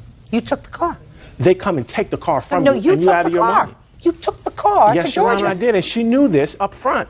She knew that that's what I was doing. He doesn't owe you anything for storing his car in your carport. Okay, he said he was going to get it in 1 week. He came back 4 months later to get it. What I'm telling you is, you could have gotten a tow truck to tow it out, send him a letter, say, if you don't get it out of here in 5 days, I'm getting rid of it. But that kind of favor does not turn into a contract just because you don't want the car. If you don't want the car, they call the garbage man, let him take the car. You don't get storage fees. Do you understand? I understand what good. you're saying. Very good. Now, tell me what happened, sir, about this business where you were arrested for trespass. Once I found out that she went to the church and told the pastor these felonious stories, I then went to North Carolina to get my truck. Now, once I was at the mechanic waiting for my vehicle, the police roll up and arrest me and take me to jail, saying that they Can have... I see a copy of the complaint? Yes, Don't Your raise Honor. your hand, Miss Boone. Right here. There's the arrest, warrant for arrest, and here's the court where they dismissed, gave me a not guilty charge on that, Your Honor. That's not what it was about. Okay. Date of the offense, it says here, was February 6th, 2005. What happened on February 6th, madam? We had a big argument. I was telling him to leave. He would not leave. The only way I finally got him out was to say, okay, I'm leaving. We're both going to walk out. And we did. I'm not getting the trespass, madam. Okay. They informed me that the magistrate... Don't tell me what the magistrate... Okay. I'm asking you, what conduct of Mr. Hibbert's did you complain about to the police? He was blocking my door, and it was pretty scary at the moment. It was making me anxious. And then, listen to me. Subsequently, the same night, you got back together again. Yes. Was there any other conduct by Mr. Hibbert after that, where you told him to leave, he was blocking the door, and he didn't leave, that you reported to the police by way of the trespass? No. That was it? Yes. And when did you report that to the police? The day that I filed the monetary charges, he was already in custody. And that day, it was May 27th, I think. Right. Okay. It was May Okay. 27th. So what you're telling me is you had this argument on February 6th, wherein you fought with him because he didn't come back. He was supposed to come back, and he blocked the door, and that was a trespass because you were told him to leave. You ultimately both left together, and then later that night you reconnected and got together. Yes. You didn't report that to the police February 6th, 7th, 8th, 9th, the month of February. Right. Month of March, you didn't report it to the police. March, April, May, you didn't report it to, you reported to the police 4 months later. That's what you're telling me? Yes. You just lost your $2,000. Well, you just lost your $2,000, Miss Boone. I'm going to tell you why. Not because I think he deserves a break. but because when people abuse the justice system, I'm not talking about civil court. Civil court, you take him to. Civil court, he owes you $2,000, you take him to civil court. But when you bring out a detective to take a statement, you took the time of at least one policeman, you took the time of a magistrate, you took the time of a court, you took the time of court officers, clerks to draw up your papers. You took all that time because you felt as if he didn't do the right thing by you. And you were going to get him good. No. You weren't just going to get him for the $2,000. You were going to get him good because that's not a trespass, madam. The magistrate advised me to do it, and it was... Oh, listen to me. That's baloney. That's baloney. I don't believe it. It's hearsay. What you did was vindictive. And I don't care if what you do is vindictive. I mean, vindictive conduct, as far as I'm concerned, is somebody who really is an amoral person parading around as a preacher. That you can be as vindictive as you like. But when you abuse the justice system, that's something that I won't tolerate. Judge Judy continues in a moment. And later today, she told me, too bad, I've talked to an attorney and you're not getting any more than that. She told me she wanted to take her dog to the vet weekly for the next 6 months, and she wanted me to pay for that. real cases, real people. Judge Judy. Carolyn Boone says former lover Pepe Hibbert owes for a loan and storage fees. Pepe is countersuing, claiming Carolyn had him falsely arrested for trespassing. You weren't scared, madam, of him, frightened of what he was going to do between February 6th, when he locked the door, and later that evening when you got back together. Now, when you say you got back together and reconnected, do you want to tell me what that means, Mr. Hibbert? Does that mean that you went out for dinner together? Does that mean you had a drink together? Does that mean that you were intimate together? What does that mean? I've never been intimate with this lady. Okay. What does it mean when you said to me you got back together? We got a hotel room and stayed there. All right. Well, okay, so what you're telling me is after you got a hotel room together, you decided to tell somebody in the justice system that he trespassed on your property on February 6th. To her. All right. Well, I'm not interested in it. You just lost your $2,000. Sir, and you just paid her $2,000 on your counterclaim. Do you understand? That means you get exactly what each of you deserve. Nothing. Goodbye. That's all. Parties are excused. You may step out.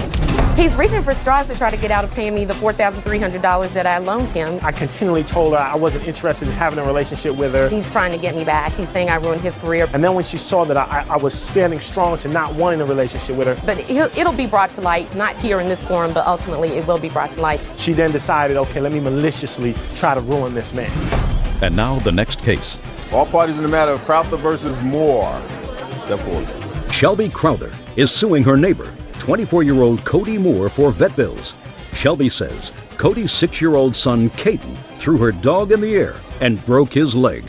According to your complaint, Miss Moore's little boy, this 6-year-old, was in your backyard where your dog was playing. He was invited over by your son, who is a couple of years older. How old are you? 8. Stand up next to your mother. I have a few questions for you. Tell me your name. My name's Cody. Cody, do you know this little boy's name? No. What's your name? Caden Moore. He does know my name. Caden Moore. Yeah, when we were at daycare. Caden. Okay. Is he your neighbor? Yes. Remember that day when your dog got injured? Yes. You remember? Yes. You have to answer my questions. Were you playing in the backyard? Yes. Did you invite him to come over in your backyard? No. Did you offer him a lollipop? Yes, but I put it through the fence. Did you offer him a lollipop? Yes. And did he take the lollipop? Yes. Did he come around in your backyard? No. He was never in your backyard? Yes, but... How did he get there? Climbed the fence. And what happened when he got there? We started playing for a little, then he picked Gizmo up and threw him up in the air and broke his leg. What did you say to him when he did that? Nothing. What did you do? I picked up Gizmo. And where did he go? My mom told him to go back home. And he did. And you took your dog Gizmo to the doctor? Correct. And he had a broken leg? Mm-hmm. Right. And you want Miss Moore to pay for the vet bills? Correct. I'm listening. I did not become aware of the situation until she had come over to my house to let me know what was going on. I talked to my son, and he said that her son told him that if he'd climb the fence, that he would give him a sucker and they could play. So he's over in the backyard? Mm-hmm. And my son did say that he picked up the dog, that her son asked him to put the dog down, and my son did that. However, he did not throw her dog at all. Well, how do you think the leg got broken? I believe that he did drop her dog. A dog that weighs 4 pounds has a leg like a toothpick, so I'm sure it did break. I believe that. So either way, whether he dropped him or through him. I offered to pay the bills. I gave her my cell phone number. I asked her to please call me when the dog was done so that I knew what was going on. She's my new neighbor. I just moved in. So what was the problem? The problem started when she tried to press criminal charges on my child. No, And that's actually in the police report that I have with me. She had told the police a completely fabricated story. The police Well, came... what did you do after the dog? You took the dog to the vet. After I picked the dog up, went in the house, and immediately went over to her house. My husband held the dog for me. I went over to her house and explained to her what had happened. She told me that's not possible. Her son was in his bedroom unpacking. No, I said that is not true. He was just in my backyard, and I told him to go home. Okay, well, maybe she didn't know that. We went into the backyard. He wasn't in there, so he was in the garage. And she asked him, and he said yes, he did pick the dog up and drop the dog. Okay. And I told her, I said, you're going to be responsible for these vet bills. I said, I don't have the money. She looked at me and said, well, I'm a single mom, so maybe it's best to put the dog to sleep and I will buy you a new one. I immediately looked at her and said, that's not how this works. This is my dog. I mean, he's my baby. We're not going to put him to sleep. Did you go over there, Miss Crowther, angry? No, I did not raise my voice at her. You don't have to raise your voice. I was upset. I was bawling. Okay. I was upset. Okay. I mean, I can imagine that you were upset, and I can imagine that you were not calm when you spoke to her. You may not have been screaming at her. You may not have been cursing at her. I don't know. But I assume, based upon just the way you phrased it to me today, that you did not go over there in a neighborly-like way. Right. Well, that was wrong. This is not something that's done maliciously. Right. So then you should have taken it down a notch. Right? Right. You owe her an apology. I'm sorry if I upset you. You should have taken it down a notch. She didn't do anything. Right. I didn't become enraged until she told me to put my dog to sleep. Enraged is a relative term. If you went over there and you say, gee, that was just a real bad accident, I think that your little boy was responsible for my dog's broken leg. Right. You know, I'm going to take the dog to the vet. You know, we're going to be able to handle this. That's one way of putting it. Another way of putting it is to go over there with screaming mimis on, you know, because your dog is injured. I got it. But I think, at least with her, you overreacted. She said she'd pay the vet bill. What's the vet bill? Well, the problem She is... said she'd pay the vet bill. What's the vet bill? $364.25. That's a hefty bill for her to pay, but if she said she would pay it, it's her responsibility and she's going to take care of it. Did you call the police? Yes. Why? Because I was informed that I had to have a police case number in order to file a civil claim in court. Well, I don't know who's giving you legal advice. Certainly not any reputable person I know. You don't need a police report in order to file a small claims case. I don't understand if I said I would pay it, why she would have to file a small claims case. I have no idea. I have no idea. She was only going to pay the initial bill. She told me she would not pay to have the cast removed. She flat told me, I'm only going to pay the $299. And I says, what about the remaining cost? She told me, too bad, I've talked to an attorney and you're not getting any more than that. Actually, she told me she wanted to take her dog to the vet weekly for the next 6 months, and she wanted me to pay for that. The vet required that he come in every week to have the cast looked at so that it didn't get infected or anything happen. The whole bill was $364.25. Judgment for the plaintiff, $364.25. When you have a new neighbor, you try to handle things reasonably. She seems like a nice lady. Now you're at odds with each other and you share a backyard. That's terrible. And you have two kids who would probably play very nicely together. You know, they're two nice little boys. See if you can go have a cup of coffee together. It would probably be a very good idea. You're going to live there for a long time? Plan to. All right, so you got off to a bad start. See if you can make it better. Okay. You'll be happier. That's all. Thank you. Parties are and parties have been sworn in. You may be seated. Folks, have a seat. Miss Ali, it is your claim that you and a boyfriend were at defendant's club and you were, without provocation, assaulted by an employee of his. And the defendant's position is that you were intoxicated and that any injuries that you sustained as a result of your own intoxication. Is that right? Yeah. Yes. Okay. When were you at his club? On May 9th of this year. How old are you? I'm 21. And what do you do? I go to school and I do customer service. What school do you go to? OSU. What is that? Ohio State. You a full-time student? Part-time. And you work part-time or full-time? Part-time. Who's your boyfriend? Is he here? He's right there. How old is he? He's 22. Does he go to school also? Yes. Now, on the 9th of May, who were you at this club with? I was with him. Just with the my two of you? boyfriend. Just two of us. Had you been to this club before? I've been there once before. What time did you arrive there? I arrived there about 11:40. Where had you been before that evening? Before that evening, I've been to the movies. With your boyfriend? Yes. And from the movies, you went to the club? Yes. Tell me what happened. Okay. At the time when we got there, we were just having fun, just around there. And then it got about 2 o'clock. It was time for everybody to go home. And we were about to leave. And then one of the security guards, he was going to open the back door for us to leave. And all of a sudden, I heard another security guard yelling behind us. He came and he said, I know you two heard me calling you back there. Why are you ignoring me? And my boyfriend nicely said that, I'm sorry we didn't hear you, but we are leaving right now. And then he said, no, you can't go because I know you were ignoring me and you need to tell me why you were ignoring me. Then he grabbed my arm. And when he grabbed my arm, I yanked my arm off him and told him, please don't ever touch me again. And as soon as I said that, he must have got mad and he grabbed both of us and just pushed us against the wall real hard. Shh, don't say anything. When he pushes against the wall real hard, like it hurt my back. And then all of a sudden it happened so fast that he hit me and I must have dropped because I don't remember exactly what happened. I heard noises, but I couldn't see. I remember my boyfriend grabbing me. When he grabbed me, we were pushed out from the back door. And then we heard all noises, and I heard my boyfriend call the police and the ambulance for me. And then when the cops arrived, he asked us what happened. And when my boyfriend tried... Can I see the police report? Sure. Is the security guard still in your employ? No, ma'am, he's not. What's his name? I know him as Big Ant. Big Ant? Yes. How long did he work for you? So, perhaps a year or so.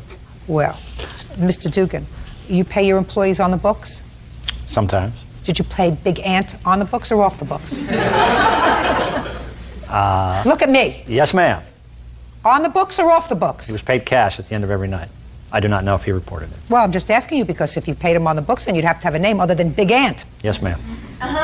You thought this was going to be easy? No, ma'am. It's not going to be easy Yes, ma'am. because you weren't there that night No, I wasn't. and you don't know what happened.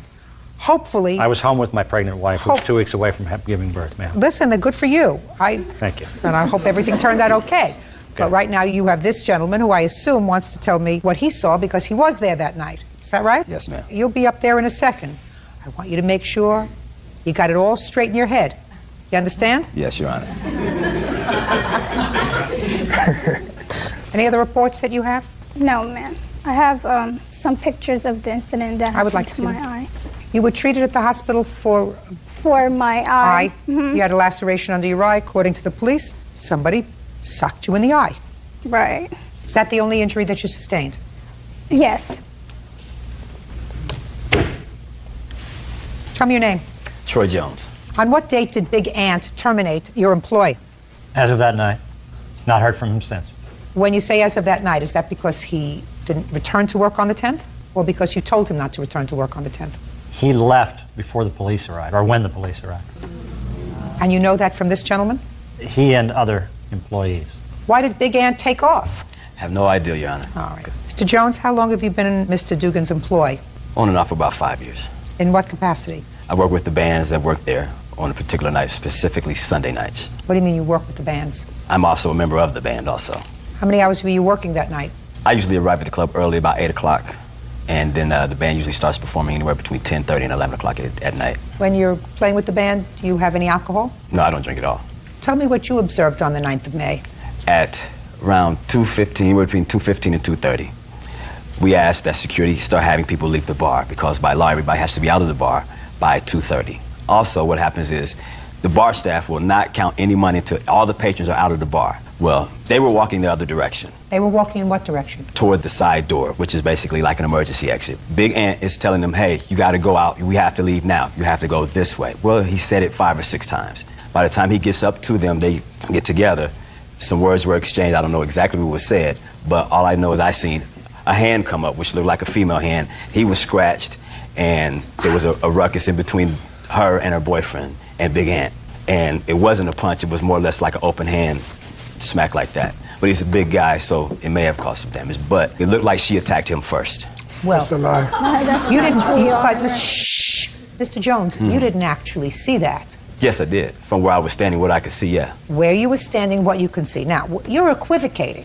The one thing you didn't equivocate about was you saw Big Ant hit her. It looked like with an open hand somewhere around her face. That you said you saw. Yes.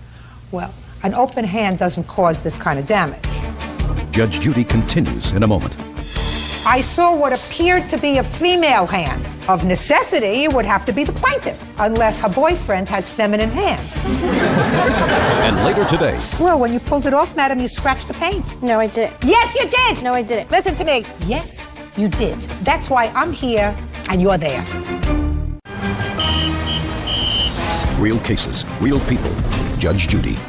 Sarah Ali says she was punched in the face at Dan Dugan's nightclub. Sarah says the culprit was one of Dan's bouncers. Okay, let's go back to what you saw at the beginning. You said that you saw what appeared to be a female hand. Is that what you told me? Yeah, going up like this, coming down at him. Well, how many females were standing there, Mr. Jones? It was only one. So, describe what a female hand looks like, Mr. Jones. Well, I mean, a female hand is not nearly as big as a man's hand in most cases, is what I think. I could be wrong. So there were 3 people there. Right. Is that right? Big Aunt, this young lady, and her boyfriend. Right. So when you say to me, I saw what appeared to be a female hand, of necessity, it would have to be the plaintiff, unless her boyfriend has feminine hands. Is that right, Mr. Jones? Could be, could not be. Well, I mean, by a process of elimination, if there are 3 people standing there, unless, according to you, Big Aunt scratched himself, sir, it would have to be one of the other 2 people. Right. Right? Yes. I'm having too much fun. Now, did you wait around for the police to arrive, sir? Yes, ma'am, I was still there. Did you observe the ambulance? I seen the ambulance pull up, yes. So you knew that the police were treating this as a serious incident? Yes. Is that right? Well, if they were called, yes. And if they were treating this as a serious incident, clearly they were treating this young lady as the victim. Right. And certainly, based upon what you told me, you observed that this young lady was the aggressor in this incident. Is that right? Yes, they both were. No, you didn't say both. I said who was the aggressor. Based upon what you told me, she was the aggressor. Is that right? And you would want to be a good citizen. You are a good citizen, aren't you, Mr. Jones? Yes, Your Honor. Could you explain to me how the police report is silent with regard to your statement to the police that she was the aggressor and scratched him? No policeman ever came and talked to me. Well, do you think that the police have some sort of crystal ball? If you have information that this employee of the club that you know for a year was the real victim, and there were a lot of people there, you think it's a good idea to go up to the police and say, listen, I saw the whole thing. She scratched him first. Look at his face. Well, the police report doesn't say anything about Big Ant having any scratches on his face. Well, he wasn't there to make a report. Even more of a reason for someone who witnessed the whole process to go up to the police and say, listen, the guy took off, but he was really not responsible. She was responsible. She assaulted him. Isn't that right, Mr. Jones? Yeah. Sit down. Can I make one statement? Anything else you want to say to me, Mr. Dugan? I don't think so, Your Honor. Good. Judgment for the plaintiff in the amount requested, $3,000. That's all. Had you contacted me, I would have helped you. I'm really sorry what happened to you. I'm really sorry what happened. Okay, I'm going. Thank you. Thank all of you. Have a good life. She rendered her decision as she saw fit. That's her job. I think I got what I deserved. I'm happy with the judgment, but I still they need some regulations in that club. As I was leaving, this security guard comes out of nowhere and picks on us for some reason. They said that a woman was punched by a bouncer when she refused to leave. I tried calling the club many times. They want to come and have a nice time and behave themselves and leave when it's time to leave? Great. I never went back there after that happened, and I don't intend to go back. And now the next case. All parties in the matter of Villapudua versus Contreras. Step forward. 22-year-old Lorena Villapudua is suing her boyfriend's ex, 24-year-old Magdalena Contreras, for vandalizing her car. Lorena claims Magdalena ripped off the license plate frame. According to your complaint, the defendant, Ms. Contreras, is your boyfriend's ex-girlfriend. Correct. They also have a child together. Right. How old is that child? He's 6. Are you pregnant again? Yes. Whose baby is that? My fiance. You live together? Yes. You only have one child? Little Rudy, and then this one that's coming on the way. According to your complaint, you and your fiance were at an open school night at Rudy's school. Right. The defendant was there with her mother? Yes. There was some sort of an argument that took place, and after that, Ms. Contreras vandalized your car. Yes, because she was upset with him. Ms. Contreras says she didn't do as much as you said she did, just did a little. Is that your defense? Yes.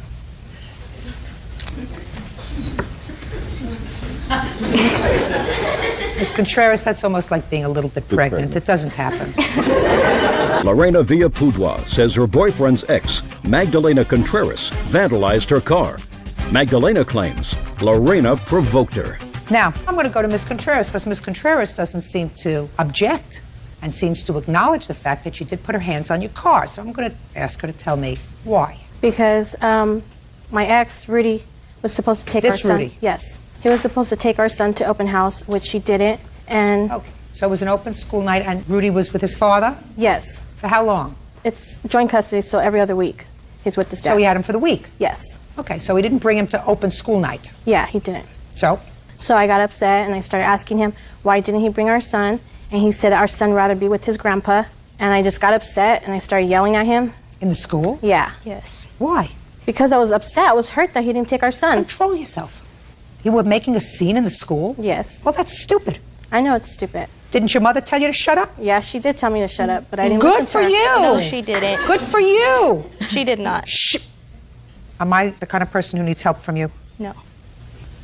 So you created a scene in your son's school, which of course left everybody, including the teachers, the administration, the other parents, with the idea that this child comes from a home where they're not going to let their kids go and visit, certainly, because his mother doesn't know how to control herself. Well, I was very hurt that he didn't take our son. Our son was Get over it. all happy that he was going to go. Get over it. Did the court grant you joint custody? Yes. If the court granted you joint custody, then the court clearly had to say, I think that both of these parents are responsible enough to take care of this child an equal amount of time, that they're two good parents, and they made a judgment that he was as good a parent as you were. So that if he's with his father and his father decides not to bring him to open school night, that's none of your business. So let's move on from there. So you got angry, making a scene in the school in front of other people. Then what did you do? We went into the classroom, the teacher started talking to us, and she was showing us... Were you behaving at this point? Yeah. Good. And? And then I just went to his desk and got his little picture, and then me and my mom took off, and then I seen Lorena's car, and I recognized it, and I just broke off her license plate holder. That's all I did to it. I didn't scratch it or anything else. Well, tell me exactly the steps that you took. You saw her car while you were driving in your car? No, I was walking to my car. Okay. You were walking to your car, you saw her car. Mm-hmm. So you had to bend down. Did you take off the back license plate or the front? The back, just the holder. And what did you do with it? I broke it off, and then I was going to leave it on her window, but I didn't, so I just took off with it. Can I see photographs of the damage to the car, please? Yes, you may. I also have a police report. I'd like to see that, too. And it has a witness, a 13-year-old girl that was standing out near the car. Well, when you pulled it off, madam, you scratched the paint. No, I didn't. Yes, you did! No, I didn't. I didn't Listen scratch to her me. car. Listen to me. Yes, you did. No. Yes, you did. That's why I'm here and you're there. I didn't scratch her car. That's why I'm here and you're there. Your Honor, I seen it. Just a second. Say nothing. You still have to share custody of this child, I assume. Yes. So, she can get mad at me, I don't care. As a matter of fact, I rather like it. You were driving the white truck? Yes, ma'am. And you said to your daughter, what are you doing? Exactly. Exactly. What did you say to this idiot when she got back into the car? I told her that, why did you do that? It was uncalled for. Absolutely right. You're absolutely right. You have an estimate? I do. I didn't scratch her car when I broke that off. There's no way that I scratched her car. Your Honor, may I say something? Go ahead. The license plate frame is screwed on. I know what she did. She pulled it off. She went like this in order to get it off, and in doing so, she scratched the car with the license plate. That's what she did. And she keeps saying, I just took off the frame. When you went over to take off the frame, genius, did you have with you a pliers? No. You had your hands? Yes. So you had to pull it. Mm-hmm. It was screwed on. When you pulled it, in order to get it off, and you were jiggling it, you scratched around the car. Do you get it? I didn't scratch your car. Oh, what an idiot. What an idiot. Listen, do me a favor. You know, she's pregnant now. When she's finished, discuss birth control with her. It's really a shame that we're continuing this. Do you understand? Yes, ma'am. All right. Judgment for the plaintiff in the amount of $618. That's all. Parties are 263 on the calendar in the matter of Brown versus Chance. Parties have been sworn in, Your Honor. You may be seated. Have a seat. Miss Brown, you own a building. Yes, I do. And one of your buildings had a leak. According to your complaint, you looked in the yellow pages and you found a plumber, the defendant, and asked him to go over and take a look and see what the problem was. So far, is that about right? That's right. He went over there and he called you and he told you what he thought the problem was and what it would take to fix it. That's correct. You paid him for his service call. You eventually found somebody else to fix the problem, paid him less money. And it is your claim that because Mr. Chance was angry that he didn't get the job, he harassed you in a vindictive way by going over and frightening your tenants, telling them that things were dangerous as a result of the shoddy workmanship that was being done in their building. Now, when did you have a leak in your building? That was July 17th. Who had a leak in their apartment? Terry James. Step up. Miss James, tell me what happened in your apartment on the 17th of July. I had a leak by the bedroom window. Near the bedroom window? Yeah, down by the floor, by the baseboard. Had it been raining that day? Nope, but the lineman had watered and watered and watered, and he had forgot to leave the water on. So it was clear water that was coming through? Yes. And you called the landlord? Yes. All right, is that what brought you to the apartment, Mr. Chance? No, it's not. Well, what brought you to the apartment, sir? Well, Suzanne Brown gave us a call on the 17th, and we went out to the property and did an inspection of the property. When we entered the tenant's unit, we found that the tub was full of sewage. There was about... That's a lie, Your Honor. Shh, just a second. The bathtub? The bathtub. Was full of sewage? Was full of sewage. Is that right? No, not full of sewage. Is that right? That's a lie.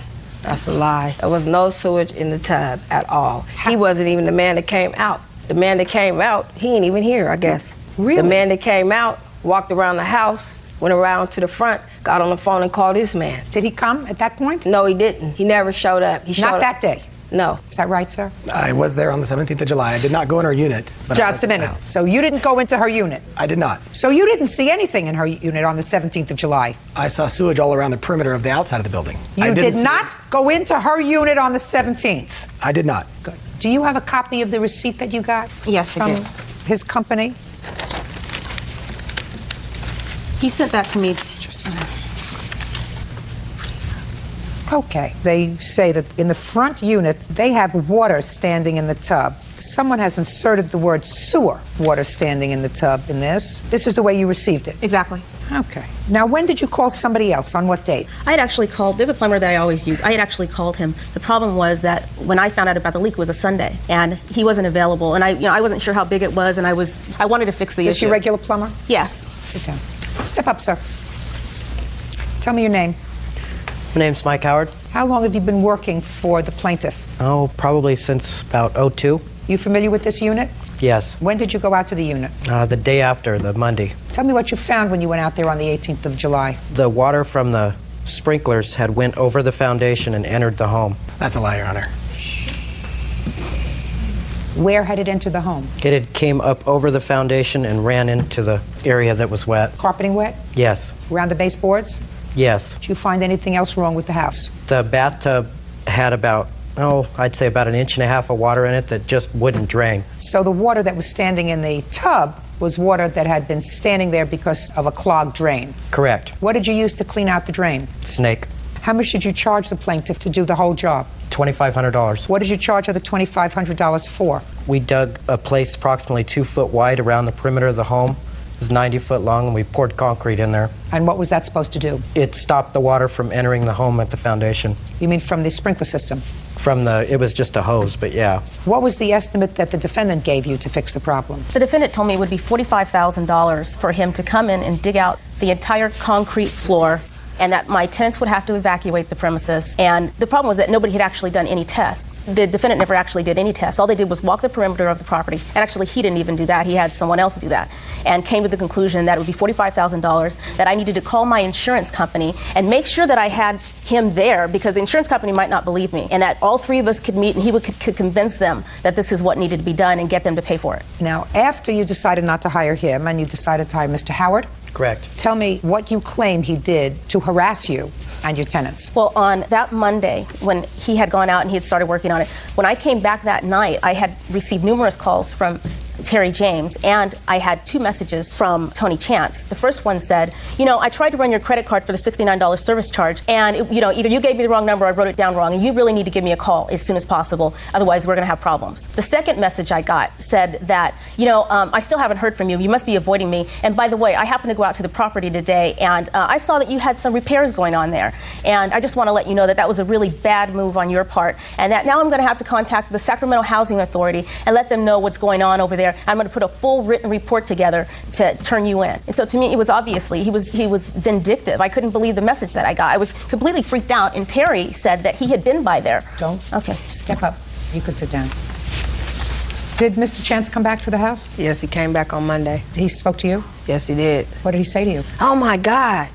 What is this? You mean to tell me they put concrete around the house? The sewage problem is not done. The pipes is busted. You guys are gonna die. You guys need to get out right now. You guys should vacate the place. You guys mean to tell me you're not out of there? And then he came back on Tuesday and scared my son. Had my son all upset. Talking about we should have been out of there. We gonna die. We go to sleep. We gonna die. We should have been moved out of there. Okay. Since July 18th or 19th, have you had any other problems in your home? No, I haven't. Any other water? Nothing's wrong. Are you friendly with the other tenants? Yes, I am. Very friendly. Anybody else have any water problems that you know of? Nobody has any problems on the property. I guess you were wrong. I don't think so, Your Honor. I guess you were wrong. Judge Judy continues in a moment. So I'm asking you, what tests did you personally do? Make sure you give me an answer that I'm going to be comfortable with, Mr. Chance. And later today. And it never dawned on you to take the rest of the money and give it back to them. They didn't ask for it back. Insurance isn't supposed to make you rich, madam. Real cases, real people. Judge Judy. Landlord Suzanne Brown says plumber Anthony Chance harassed her and her tenants after she refused his professional services. Did you write a report to any housing authority with regard to what you found? No, I did not. Ms. Brown says that that's what you threatened to do. Is that what you threatened to do, Mr. Chance? I never threatened to do anything. Did you indicate that that's what you were going to do? No, I did not. What did you say? I said specifically that I had already called the health department due to the fact that there was still a dangerous issue out at her property. When had you called the health department? I called them Monday night when I drove by the property and saw that concrete had been poured over the top of the sewage on the outside of the building. Mr. Chance, but you were wrong, sir, because we've had 5 months since you were there, and no problem. They've taken care of the symptoms, but the problem still exists. And the problem with the property that they have there is the drains underneath the footing were leaking substantially and had been that way for a long time. What tests did you do, specifically, what tests did you do on the 17th when you were there to test that? I've got phone records with me showing that I was on my phone with my service tech who was on the job. What tests did you do? Not your technician. If you call the health department, I would say that you don't rely on a technician. You go out there yourself before you make the call. I did. The very next day. So I'm asking you, what tests did you personally do? Make sure you give me an answer that I'm going to be comfortable with, Mr. Chance. I personally didn't do any tests. That's what I thought. Now, did you ever give Miss Brown a quote of $45,000 to fix the problem? No, I did not, Your Honor. Did you ever say to Miss Brown that she should contact her insurance company? I may have mentioned that, yes. And that you should be there when the insurance company adjuster comes to look at the problem? I advised her that that would be a good idea. And are you telling me that you didn't give her a ballpark figure about what the problem would cost to rectify? No, I didn't, Your Honor. I told her we needed to do tests to determine where the problem was at. Oh, so if you're telling her you needed to do tests to determine where the problem was, why did you call the health department? Well, we knew that there was a problem. We didn't know which bathroom was leaking or where the problem was at underneath the slab because the whole area underneath the house was saturated with sewage. What made you think, sir, that the whole area under the house was saturated with sewage? Because my technician went into the other unit, the back unit, and ran a sink for 20 minutes, and the water proceeded to come up in the carpets in the front bedroom of the front unit, which indicates a backed up sewer main. And you think that that just happened once, sir? I went by the job on Sunday night. Yeah? Because Suzanne had agreed to meet me there Sunday night. Yeah? And I was sitting in front of the property. I did not go in either of the units, but I saw the sewage around the perimeter of the building. I sat there for maybe 5 minutes, and then Suzanne called me and said, "I'm sorry, but something's come up. I can't meet you. I'll have to do it on Monday." So I left the property, but at that point, I was able to witness the wet sewage all the way around the outside footing, and it definitely was. What made you think it was wet sewage, sir? Based on the description that my technician gave me while he was in the home. Mr. Chance, you want to know what I think, sir? What? I'm going to tell you what I think. I think that you were really annoyed with Miss Brown because she decided not to use you to fix this major problem and did you out of a really expensive job. Because he came out and said he ran a snake in the tub, the water went down, and she's had no more problems. 5 months later, your technician came out and did zippo. Nothing. Left the standing water in the bathtub and did nothing. What you did was you decided this was a big job. The entire foundation of this house had to be ripped up. Call your insurance company and let them know. All has to be redone. And then somebody else came and did it, and you were annoyed. And you didn't call the health department until after you were advised that she had gotten somebody else to fix what she perceived to be the problem or what she was told by a professional was the problem. That's vindictive, sir. What else? I actually ended up filing a police report against him because I became scared. It's like he turned into this psycho plumber. And he was just annoyed. It was a $45,000 job that went out the window because you got somebody with a snake to fix the problem. Judy, I have some evidence. My friends call me by my first name. Now, what I don't understand, Mr. Chance, is I absolutely believe Mr. Howard when he says he went to the premises the next day, took a snake, put it in the bathtub, snaked out the bathtub, the water went down, and I absolutely believe Miss Jones when she says she has not had a problem since. What I don't understand is how come your technician went into the house, saw standing water, and didn't take a snake to try to get it to go down, yet went into another unit, a unit that they had not called to complain about, let the water run in that unit to come up with the story, instead of doing the first thing that I would do as a plumber and say, gee, I see this standing water. Let me see if I can get it to go down. Do you understand what I'm saying to you, Mr. Chance? I understand. Very good. Judgment for the plaintiff in the amount of $1,500. That's all. You did the wrong thing. It's going to cost you. Your Honor. Parties are excused. You may step out. it was a lie. The whole thing about the health department, he never called anybody because he knew he'd never done any tests. I think that they tried to hide the real problem so that the health department wouldn't come out and create any problems with having to really repair the broken pipes underneath the slab. I had spent $2,500 having the problem fixed. Obviously, I'm not a slumlord. I'm positive that's what the problem was because that's what I saw. I'm just happy. Very, very happy. Justice has been served. And now the next case. All parties in the matter of Freshly versus Velasquez. Step forward. 22-year-old Amy Freshly is suing former friend Herman Velasquez for rental car charges and for damages to the vehicle. Herman claims he owes Amy nothing.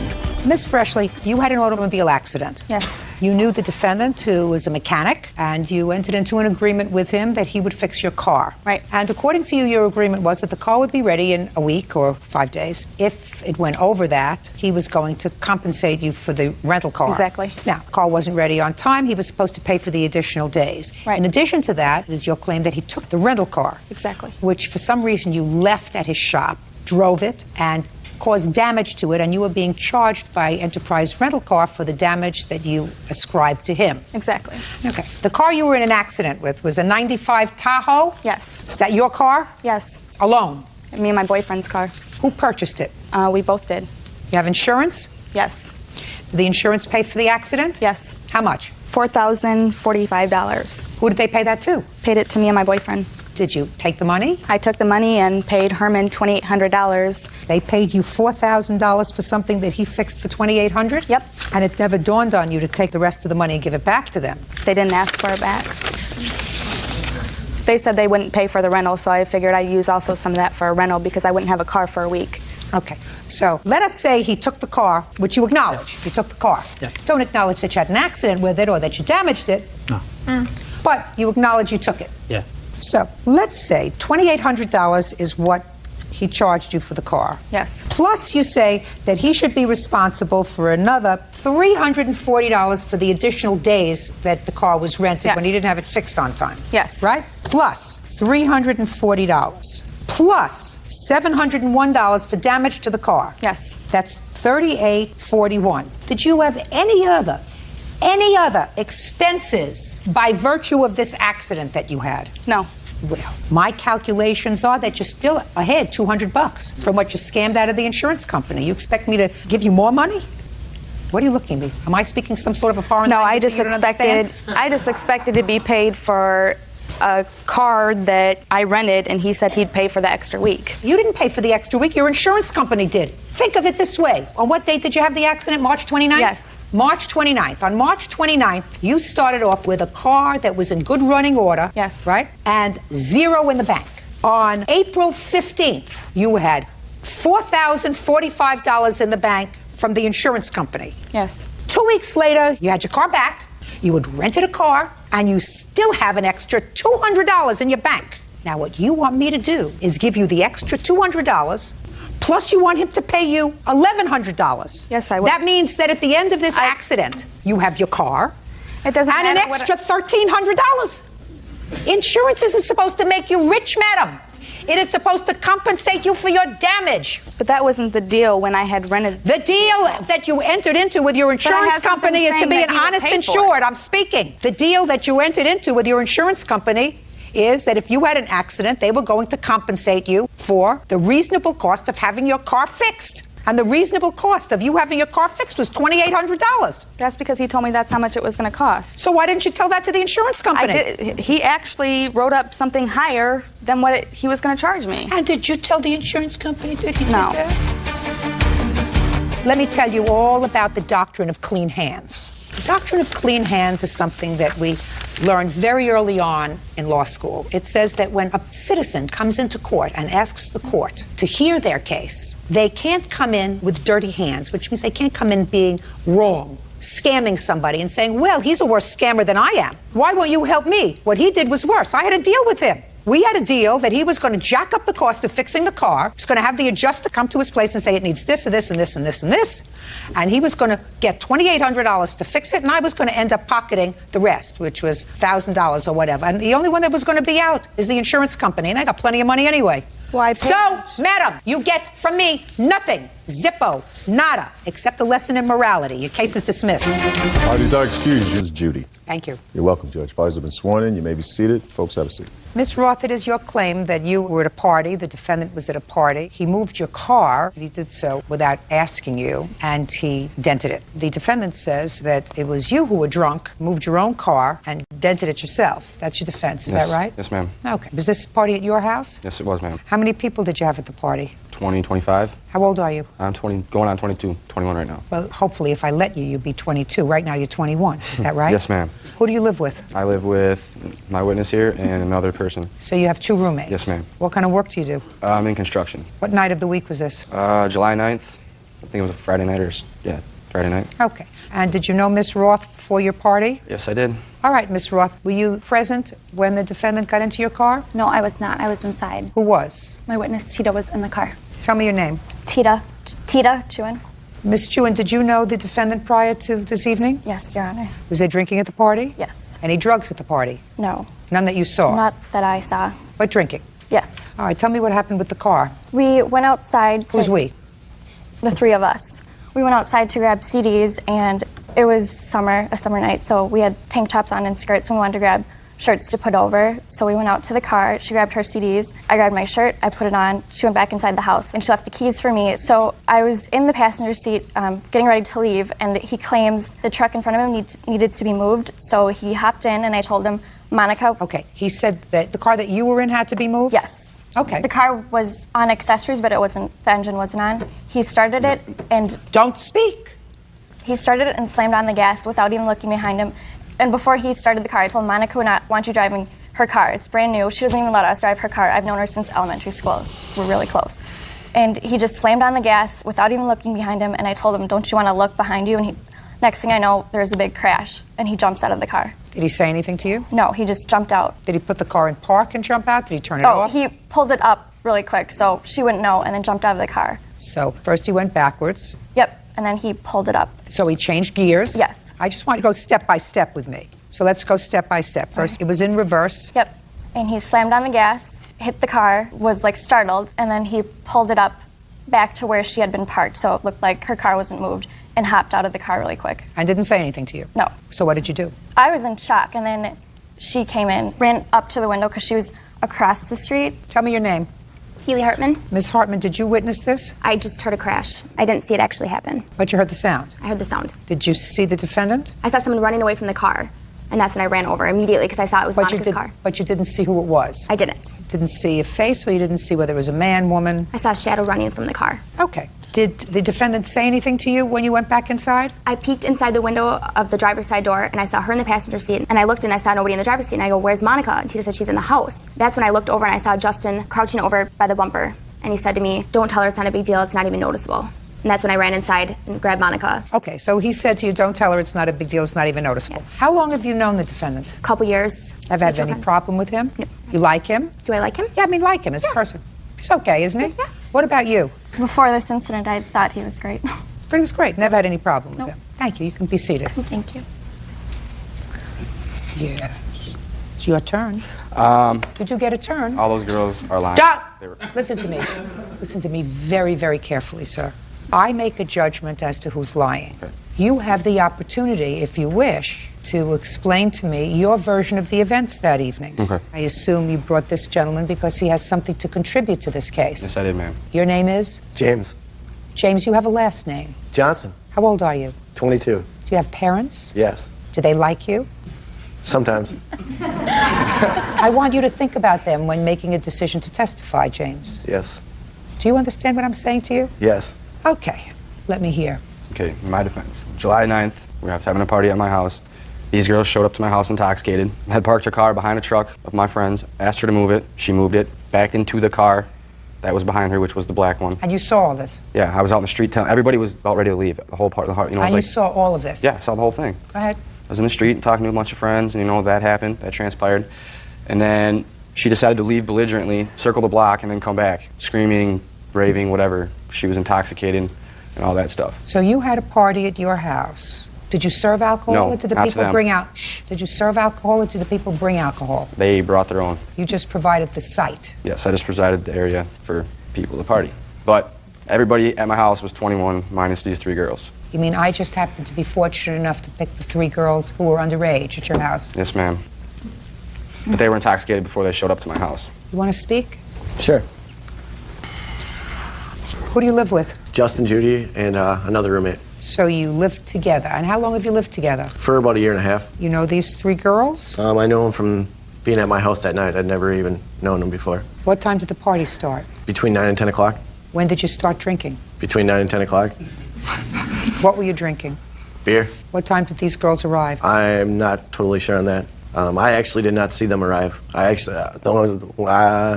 didn't see them arrive. I didn't know they were there until well after they were there. And what time was that? Between 10 and 11 o'clock. So the party was only going on for an hour? Possibly. What do you mean possibly? I'm not sure. It was. How many beers did you have between 9 and 10 o'clock? Couple. Couple could be 2 or 5. Between 2 and 5. What kind of work do you do? Construction. You work for the same place? No. I install windows in residential housing. He seals driveways. Seals them. Doesn't steal them. He seals them. Yes. So now, I want you to tell me what you saw. Okay, I was... No! Sorry. I was at the party, and I was walking out. What time? It was late. I don't know. Give me an idea. Probably between 12 and 1. Okay, so between 12 and 1. So let's say between 9 and 10 you had between 2 and 5 beers. Yes. And I would assume that once you had between 2 and 5, you lost track. Nah, I didn't finish my 12-pack. How much was left over? 2 or 3. So maybe you had 10 beers. Yeah, probably. So now tell me what happened after midnight. Well, after I came outside, I'd seen Monica get in the car, back up, and bump into the other car. And it wasn't that big of an accident, so nobody really made a big deal out of it. And I seen her get out of the car, have a little conversation with him, and then I seen her get back in the car and drive away. It didn't happen all that quick, but that's the sum of it. Yes. You may be seated. Thank you. Don't you feel like a jerk? Judge Judy continues in a moment. I have phone calls from Justin saying he will pay me. Before you do that, before we connect, you want to say anything else to me, Justin? And later today. When did you take this money? A couple weeks before I was leaving for Florida. I don't know when you were leaving for Florida, sir. It wasn't on my social calendar. What's the matter? That too nasty for you? No, that was delightful. Real cases, real people. Judge Judy. Monica Roth says former friend Justin Judy backed her car into another vehicle. Justin claims it was a drunken Monica who was behind the wheel. Let me see the estimate on the car, please. And picture of the car? Yep.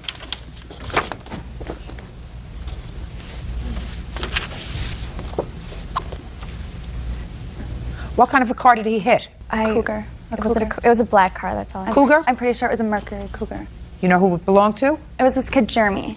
And he didn't even tell him that he hit his car. But did you tell him? He came out, and I think Keely or someone told him. I wasn't. Who told the Cougar that his car got hit? Anybody? I didn't. Well, Nobody told me. I don't think I didn't tell him. He heard from the people inside that someone's car had been hit, so he ran outside and saw that it was his car and was furious with Justin. Is the Cougar man a friend of yours? Yes, he's a very good friend of mine, actually. How come he's not here? He's How come he's not here? working. Is he overseas? Is he fighting in the military? No. He couldn't Huh? make it. Couldn't make it. No. Too bad for you. He's a very good friend of yours. Seemed to me a very good friend. Instead of bringing this one over here, I certainly would have brought the person whose car. I'm speaking. I would have brought the person whose car was hit to testify that they know that it wasn't you who hit their car, it was somebody else who hit their car. Put your hand down. He's the only one that saw it, though. The guy who owned the car did You not see see how anything. many witnesses they have here, too? See what you have on your side? Stop shaking your foot. It's making me nervous. The guy whose car that she hit was not around and did not see it, did not know it happened until later in the night. Your Honor, I have phone calls from Justin saying he will pay me the money and that he's so sorry that he did it, and he is doing everything he can to get me my money. And he just wants to pay cash, and he doesn't want to go to court. You have him here? Yes, I have. Oh, I'd like to I hear can that. call my voicemail. Oh, Should I go sure, up I'd like there? to hear that. You can- yeah, please. It's her phone. She's gonna. There's two of them. Ooh, I love to be right.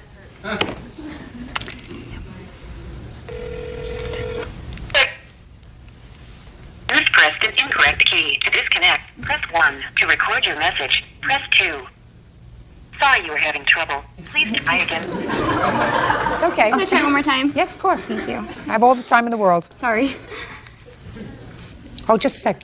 Before you do that, shh, before you do that, before we connect, you want to say anything else to me, Justin? Like what? Like I may have made that I did that to phone help her out because it was on my property. I'm speaking. Is there anything else that you want to say to me before we try to connect with this phone call? I've said what I've had to say. All right. You've got my defense statement, so I'm sticking with that. That's what it is. Go. First saved message sent Friday, August 20 a.m. Monica, it's Justin. I got your text message. I'm not trying to avoid you. I've been busy working a lot. We're really busy right now. Plus, I have another job. I'm trying to work as much as possible to get you your money. I do want to work so I don't want to take this shit to court. I'm not trying to avoid you. So, I don't know. I got to work till midnight tonight. Give me a call whenever. End of. I have one more. Resave. Next message sent Friday, August 5th at 9:11 p.m. Monica, I'm calling you again because I'm trying to set up some sort of payment plan with you because I've been working a lot. I have 2 jobs. And yeah, so call me back and let me know what's up. I don't want to take the court. I'd rather pay you in cash and get it dealt with. Call me back. End of. Judgment for the plaintiff in the amount of $967.53. That is for the repair on the car, damage to the vehicle. If I could add another couple of thousand to that for just being 2 wise guys, I would. You're an embarrassment, and you're an embarrassment to yourself and your parents. That's all. What is that excuse? You may step out. Wow. They were drunk. I mean, drunk girls is what it was, man. It's how they were. He called us and said he had liquor for us at his house. I never thought it would come to this, but whatever. I can't believe he lied. I'm an embarrassment. I thought he was a friend, but I really know who my true friends are. 86 for life, meaning they're not allowed to ever step foot anywhere near my house again. I'm so glad he won't let us back at his house because I would never step foot there again. And now the next case. All parties in the matter of Rivera versus Sipe. Step forward, please. 22-year-old Crystal Rivera is suing her ex-boyfriend, Robert Sipe, for a loan to travel to Florida. Robert says he wanted to help with the hurricane relief. Miss Rivera, you're a student? Yes, ma'am. How old are you? I just graduated. You just graduated Yes. from college? Yes. How old are you? 22. Mr. Sipe, what about you? I'm a salesman. How did you meet him? I actually met him on my 21st birthday party. Somebody brought him? Yes. And according to you, you started to date Mr. Sipe Yes, ma'am. and loaned him $1,250. At some point, he did pay you back $400, leaving a balance of $850. Mr. Sipe says, while he acknowledges that you gave him $1,250, he says that's exactly what it was. It was a gift, and he only gave you $400 because he wanted to help you out, right? Correct. Well, since we're getting rid of the issue of whether or not the money was passed from Miss Rivera's hands to yours, why don't you tell me, Mr. Sipe, when did you take this money from Miss Rivera? A couple weeks before I was leaving for Florida. When was that? I don't know when you were leaving for Florida, sir. It wasn't on my social calendar. I understand that. I completely understand that. In August, early September. What's the matter? They're too nasty for you? No. That was delightful. Go ahead. Yeah, she offered me, she claimed that she offered me $850. Listen to me, sir. Yes, ma'am. Where do you live? In Arkansas, And what were you going to Florida for? to clean up the hurricanes relief. You were going to volunteer? No, I had a contractor. I was trying to get down there. So you had a job there? Yes, ma'am. Well, in the process. And what did you need money for? Travel expenses, hotel expenses, food expenses, etc. Well, I thought you had a job. At that point, no, I didn't. Well, neither did she. She was a student. That was a gift that she gave me. I don't know her business. How long did you know her before you asked her for this money? Maybe a week. Shh. She offered it to me. What did you tell her to inspire her to offer you this money, Mr. Sipe? I was just telling her my story that I needed to get down there, and she offered it to me. I wasn't inspiring her, nothing. You must have been inspirational. I don't know what it was. Money. She offered it to me, and I said thank you. Well, Mr. Sipe, let me suggest this to you, sir. You are almost 10 years her senior. She's a student. You're an adult. You're supposed to be employed. You take money from a student who has no money, because according to her, this was money that her parents had given her for books. She went and sold her books in order to give you this money because she had to get. I'm speaking. Listen to me. I'm speaking. When my mouth moves, yours doesn't. Yes, ma'am. So that would suggest to me that something is off with your moral compass. Taking money from somebody that you met for a week, knowing that she doesn't have a lot of money. I'm speaking. Yes, ma'am. So I'm telling you, that would suggest to a stranger that you're a taker. That's a given. You're a taker. If she, in fact, offered you this money and just said, I want you to take it, it's a gift. So now I want you to tell me, what epiphany did you have at some point? What finding of religion did you have that inspired you to give her $400? Good deed.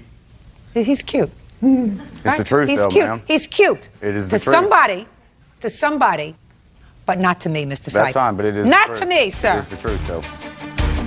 Let us say that I believe you for a moment, that she was smitten with you, because that would be the only reason she would give you money. If she wasn't romantically interested in you, she wouldn't have given you the money, right? Well, I wanted to help the people in the hurricane. You wanted to help the people in the hurricane? Well, she's also mentally challenged. I mean, I can understand helping the people in the hurricane. Send them $1,250. Don't give it to him. Right. He didn't even end up going. Right. Right? Correct. Take your money and send it to the Red Cross. I've actually started a nonprofit corporation to help the people from Well, the that's previous fine. hurricane. He's not a nonprofit organization. Nowhere to send your money. In what month did you give her $400? I would say in October, November. Had she called you and asked you for the money? No, ma'am. I just offered it to her. A good deed. A very good deed. Yes, it is. We're going to have another good deed. And then Judgment for the plaintiff in the amount of $850. That's all. All right. Parties have been sworn in. You may be seated. Folks, have a seat. What's your name? Rianne Curry. Rianne? Yes. You already pled guilty in this assault, is that right? Yes. Did you think you were coming to a dance today or something? No. Miss Powell, according to your complaint, this young lady assaulted you. And according to your complaint, she pled guilty to the assault, which she clearly says she did. But you said you claim that she was assisted in that assault by this young lady. That's correct. Who held you down, held your hair, and you, while she assaulted you. That's right. What's your first name? Liz. What? Liz.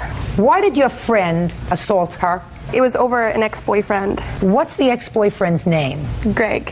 How long ago was Rianne with Greg? About a year ago. Was Miss Powell ever with Greg? I don't think she was. I think she just had slept with him. Is that what she was annoyed at? Yeah. So Rianne was angry because she thought, right or wrong, that Miss Powell had been involved with her ex-boyfriend. Well, her ex-boyfriend had told her that he had slept with her. During the time that they were still together? Yes. Could you do me, you're her mother? I sure am. Good. Why don't you sit down? Because you're just here because you have the deep pockets. Step up here, Rianne. Now, when Greg told you about this assignation, did you beat him up? No. Did you punch him in the face? No. Did you kick him in the groin? No. Why not? Did you think that Miss Powell held him down? No. So why did you get angry with her? Because we were acquaintances at the time, and... So you think that because you were an acquaintance of Miss Powell, she owed you more loyalty than the boyfriend that you had with whom you were sleeping? No, but... I'm just trying to get the rationale.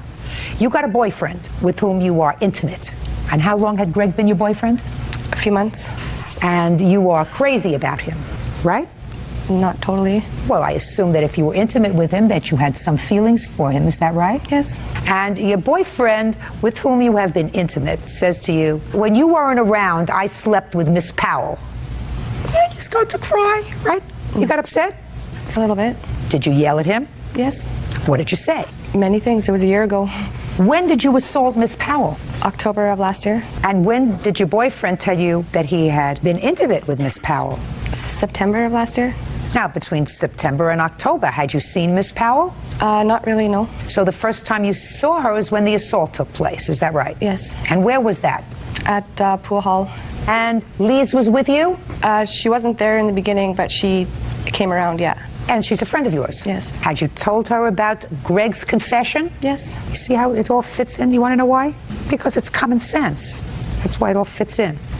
Tell me what happened when you saw her. I had seen her and... No, look at me. Don't look at the floor. Don't look at the water. Look at me. I had seen her in the pool hall with him, and I got... With Greg? Yes.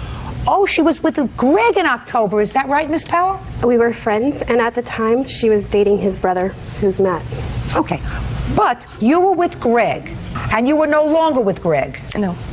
So you saw her, and she was with Greg. And what did you say to her? At first, I didn't say anything to her, and then when she had come outside, I had confronted her. What did you say to her? I asked her what the problem was, and that's when... Well, I didn't hear about any problem. What do you mean, what the She problem disrespected was? me. That's How did she disrespect you? By sleeping with my boyfriend. Disrespected you? Yes. Your boyfriend disrespected you? Yeah, that too. Okay. And what did she say to you? She said, "What are you talking about?" And I basically said, well, what I'm talking about. And that's when a fight broke out. No, that's just words that I hear so far. Mm-hmm. After you said, "I don't know what you're talking about," what happened, Miss Powell? On that note, I did not say anything before it happened. There were no words said besides some name calling from her to me before she hit me. Where did she hit you? In the face. With what? With her fists. And she where was scratching me. Lise at the time? Lise was standing behind her, maybe about 5 feet behind her. No. Anybody else with them? Greg was walking with me outside, and Matt was outside, who at the time Matt was Rianne's boyfriend. And then what happened? She started hitting me, and she's saying, "Come on, Sherry, hit me, hit me." And at the time, it happened so fast that I barely knew who it was. I had no idea what she was doing or why she was doing it, and she went savage. Okay, she's already acknowledged to the police and to the courts that she assaulted you. What I want to know is what Lisa's participation was, if any. There were some words said. By whom? I said, "What the heck, Rianne?" Like, I was totally confused. She said, "What the heck, Sherry?" And then she was hitting me and scratching me and pulling me by my hair. I had turned her around because before I was up against a concrete wall, and she was pulling my hair and hitting my head off the wall. So I turned her around to get away from the wall. And as I turned her around, I took control of her. And then Lise came in because she knew that I had some control. And she started pulling my hair. From behind? Yes. And then what happened? And then Greg said, she's Matt's brother, Rianne's ex-boyfriend, said, "You have nothing to do with this, Lise, get away." And from what I understood, Greg had taken her away, but I think that she had backed away. You mean Lise? Yes. Okay. How long did she hold your hair? Maybe about 10 seconds, not even. While she was holding your hair, what was Rianne doing? She was hitting me and scratching me. Judge Judy continues in a moment. Sherry had Rianne by the throat and had her fist out like that. Sounds right to me. She started it. Yeah. What else would I do? Just sit there and be like, "Oh, you can go and hit my girlfriend?" Yeah. Real cases, real people. Judge Judy. 18-year-old Sherry Powell says her former friend, 17-year-old Lise Chouinard, owes for an assault. Lise says she was trying to break up a fight between Sherry and her friend. Okay. Now I'll hear you. When they were fighting, I was in the car with my two friends. Rianne had been taken a little while, so I went to see where she was in the pool hall, but they had been outside. And I came in, and Sherry had Rianne by the throat against a brick wall, and my first intention was to pull her off of her. Like, this girl's way bigger than my girlfriend, so I was like, "Kate, no, this is retarded." So I pulled her off there, and then that's when Greg told me, "Back off these," and I was like, "Kate, yeah." And I stood there, and they finished their fight, and then we left. Why did you put your hands on her? To pull her off my girlfriend. You have no right to do that. Well, if you, like... You have no right to do that. Yeah, but she was sitting there hurting. Listen to me. I don't believe that you weren't there and didn't see how it started. Don't believe your cookie. Don't believe your cookie. You knew exactly what was going on because she's your friend, and you knew she was angry at her. But I wasn't even there when it started. Don't believe you, my dear. Don't believe you. It's just too coincidental that at a time when she seemed to be getting the upper hand, you stepped in. Just too coincidental to me. I stepped in for 2 seconds to get her off Rianne. That's what I did. When you got her off Rianne, did Rianne continue to assault her? Rianne wasn't even hitting her when I pulled her off. Sherry had Rianne by the throat and had her fist out like that. Sounds right to me. Sounds perfect to me. She started it. She hit her first. She confronted her first. She assaulted her first. Yeah. So that's what happened. That's what happened. I'm not saying that's not what happened, but I pulled her off my friend. I walk in and she's got my friend by the throat. My immediate reaction is to do that. Like, what else would I do? Just sit there and be like, "Oh, you can go and hit my girlfriend?" Yeah. Yeah. Why would I do that? Because then you wouldn't be standing where you are. If I believed you, which I don't, because I find that somebody who can't even figure out that their shirt is supposed to meet their pants when they come to court is not going to tell me the truth. I'm not going to tell you. Why would I stand up here and lie? Why? Yeah, exactly. I have no reason to sit here and lie. Oh, yes, you do. No, I don't. I have no reason. No. I don't even talk to her no more. This has been a year ago. Let me explain to you why you do. Because she's suing your mother. Because your mother is responsible for you. She's suing your mother for $5,000 because you permitted, at least for a period of time, your friend, who also doesn't know how to dress when she comes to court, to assault her by holding her hair and allowing her to be hit. You did that. But that didn't even happen. You have a police report, please? No, they would not release it to me. Do you have a hospital record? Yes, I do. May I see it, please? I have a picture, too. Okay. I have a police statement. Would you also like to see that? Mm-hmm. And I have an apology letter from Rianne. Do you have a separate lawsuit against Rianne? I haven't sued her. I do intend on suing her in higher courts. So far, she had just pleaded guilty in Canada. When? For assault. On October 8th this year. Okay. Step up, please. What's your name? Matt Duke. You were there that evening in October, sir? Yeah. Tell me what you observed with regard to this young lady holding the plaintiff. She was in the car when Rianne was starting all this stuff, and then when she came out, she didn't know what was going on. I just seen her run past and try to go and help out her friend like anybody else would. And my brother pulled her off before she could get involved, so it wouldn't be a 2-on-1 or anything like that. And in the meanwhile, I told Rianne, that's enough. No more fighting. That's when the fight stopped. Sit down, genius.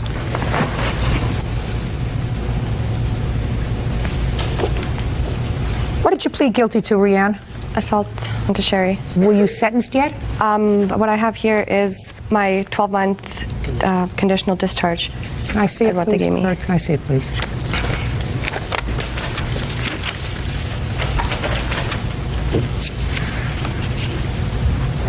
She wrote you a letter of apology because she was directed by the court to do it. She wasn't directed. No, I offered. Who just said that to me? Which one of you two geniuses said I wasn't directed, she offered it? Who said that? I did. Okay. This assault happened in October of 2003, is that right? Yes. If your friend was truly sorry for what she had done, the letter of apology would have come not a year later, but the next week. Do you understand? Yes. Good. The letter of apology, which was directed by the court. It's here in the order. This is the dumbest bird. You just have to listen to this. That a court accepted as an apology letter. 18-year-old Sherry Powell says her former friend, 17-year-old Lee Schwannard, owes for an assault. Lee says she was trying to break up a fight between Sherry and her friend. I didn't have to write this letter of apology. I chose to. What happened between you and me was a huge waste of my time. But I'd like you to know that you should be apologizing too because of what you did to me. I have to let it go because I've realized a lot about both of you. I know how hurt and angry you'd be if another female stabbed you in the back like that. The both of you are in my past and I've moved on to better things. So on my behalf, I apologize for doing what I did to you. Touching. Touching, and Very the touching. future of our country. Future of our country. Or theirs. Or theirs. Oh, Canada? Oh. Can I make a note on that Listen! letter? You have no right to put your hands on another person. She has no right to put her hands on another person. If your boyfriend disrespects you by fooling around, you do what's necessary to him. Mm-hmm. You can move out of the apartment, kick him out of the apartment. You can break off all contact. You can yell and scream. But as long as there is no allegation that someone held him down and forced him to submission, no, it's his fault. She had a part. It takes two to have sex. Like, she's not your boyfriend. No, she's not. She's not your boyfriend. She wasn't even your friend. According to you, you knew her. She owes you no allegiance. You weren't married. You weren't engaged. You had a boyfriend for a couple of months. Mm-hmm. What do you do? I mean, do you work? Do you go to school? Do you do anything? Not right now, no. You don't do anything? No. You better find something to occupy your time. Judgment for the... What? She's also pregnant with his kid. Oh. How has nothing to do with how this, fortunate Sherry, for the so people of wiping that Canada. out. Judgment for the plaintiff in the amount of $2,500. That's all. Parties are excused. You may step out. Sherry's a fat cow who shouldn't even be getting anything. She took her frustrations out on me. She was attacking my friend, and she's 10 times the size of my friend. I had taken control because I knew that this girl was crazy. I got over-tempered. Yeah, that was kind of crazy. She's mentally freaking touched in the head. And now the next case. All parties in the matter of Garrett versus Cook.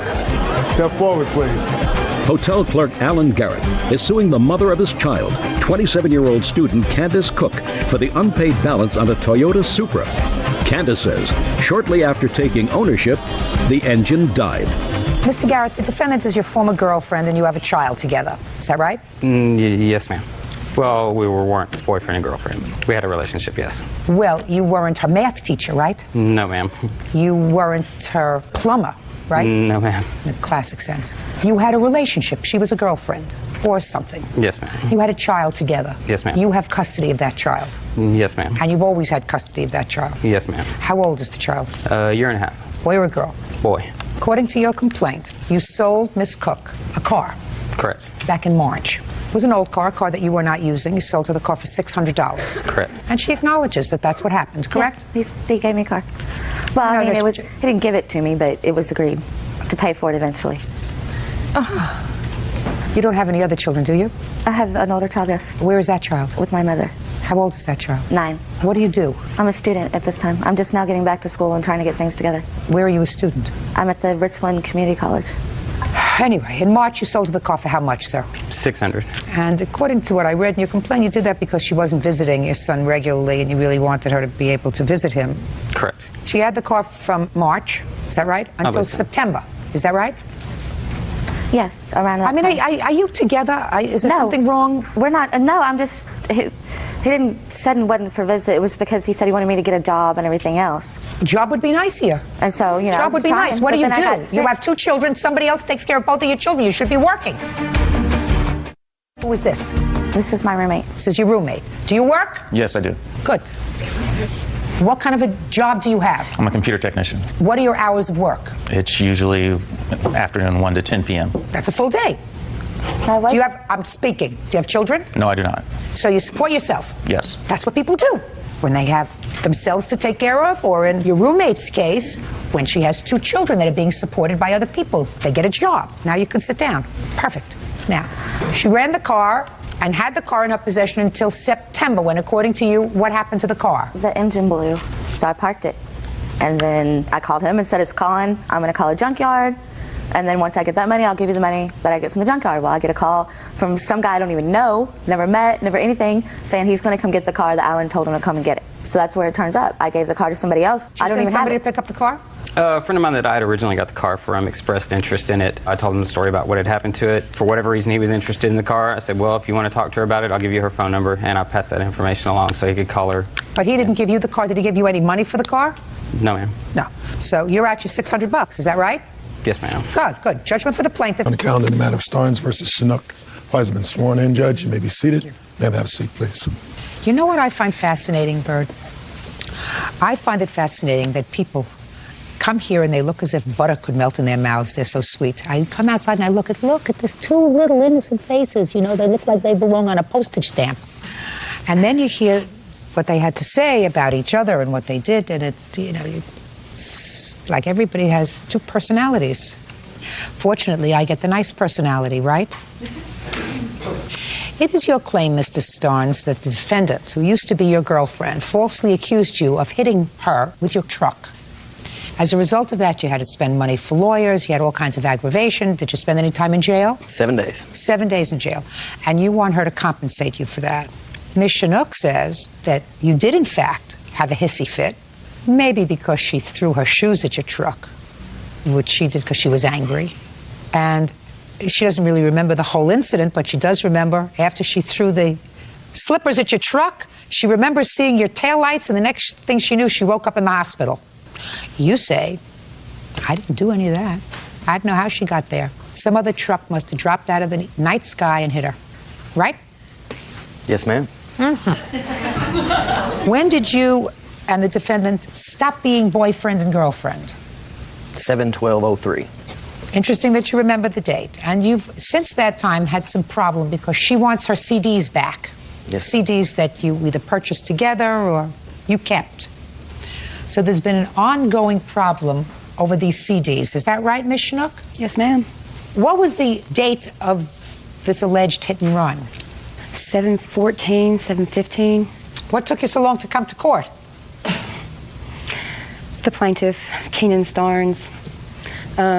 We had a court date scheduled. Because the criminal case was pending, is that Yes. right? Okay, so you had to wait for the criminal case to be over before you came to court. Yes, ma'am. Because you have a counterclaim for your medical bills. Yes, ma'am. Now, after you had these ongoing discussions with Ms. Chinook about the CDs and how she was going to get them back, you decided to go over to see her, or you stopped by her house. Is that right? No, ma'am. Well, where did this incident happen with the slippers? About, say, 2 miles from her house, at some mutual friends' houses. What did you drive by there for? I was actually headed to the mall. I just picked some friends up around the corner, and we seen her out in the yard and stopped and talked to her. Who stopped to talk to her? Me and my witness, Brittany. Brittany is your new girlfriend? Yes, ma'am. Well, tell me what you said to her. She wanted the CDs back. She said that she wanted them back by 10 p.m. I told her that I had bought the CDs and that I wanted to get copies of them and she could have the bought copies and I would take the computer issue ones and that they would be returned to her. Now, how long had she been asking you for these CDs? 2 or 3 days. And was there any reason why you had this discussion with her with your new girlfriend in the car? No, I just bumped into her. And you decided to stop and talk to her about the CDs with the new girlfriend in the car? Yes, ma'am. And this was 3 days after you broke up? You have a short attention span. Me and Brittany weren't together then. We're just friends then? Yeah. Okay, now when he told you you weren't getting the CDs back until after he makes copies of them, he took off, and what happened? Ma'am, I'm sorry. That is not what happened. I was at Lone Oak Manor. It was not 2 miles from my house. I did move here recently. I was over at Lone Oak Manor staying with a friend. They drove through once, beeping their horn and flipping off the apartment that I was in. Then when they came back through, they actually left and came back again. And, good Lord. So you went out? I went outside the second time that they came through. That was silly, Miss Chinook. What'd you go outside for if he's behaving like a jerk? Because, ma'am, my CDs were my life. That's the only thing that I owned at that point in time. Your CDs were your life? Yes, ma'am. You better get a new life. I know. You better get another life. If your CDs are your life, your children are your life, your family is your life, sometimes a profession is your life. Some men say golf is their life. But I never heard anybody say, my CDs are my life. So you went out after you saw him the second time, and what happened? I went outside. I told the plaintiff, Keenan, that I wanted my CDs back and that I knew that him and Brittany were together. She was supposed to be my friend at the time, Your Honor. According to several witnesses... Don't say, I'm not care what witnesses say. I don't care if they were together or not, other than the fact that he stopped to talk to you with the new girlfriend in the car, which is pretty stupid. But that's probably consistent. All right, so you went outside and you said, my CDs are my life. Give me my life back. And he said, you'll get them back after I dub them. Is that the right word? That's the right word. Right word. After I dub them, you'll get them back. Yes, ma'am. And then he peeled off? No, ma'am. Then you cursed him? They started cursing. I started cursing. What about cursing? Then you cursed him? Yes. There came a point when he took off in the truck, and you took off after him. Yes, ma'am. What did you do when you took off after him? I took off after him. I said I want my CDs. I took off my sandals. I did throw them at him. I was upset. Did they hit the car? Yes. One of them actually flew inside the car window and hit a 16-month-old little boy in the head. I did not know he was in the back seat. Who's 16-month-old little boy? Megan. What was the baby doing in the car? They were going with us to the mall. And then what happened? He put the car into reverse. We got into a conflict again in the middle of the road. What kind of conflict? You can't say you got into a conflict. So far, I'm hearing all kinds of stupidity. We were arguing, yelling, screaming, cussing. About that time, he told me to kiss my ASS goodbye and my CDs. And then?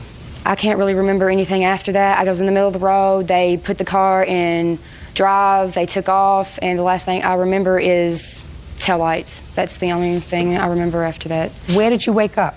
In the hospital. You have the hospital record? Yes, ma'am. Can I see them, please?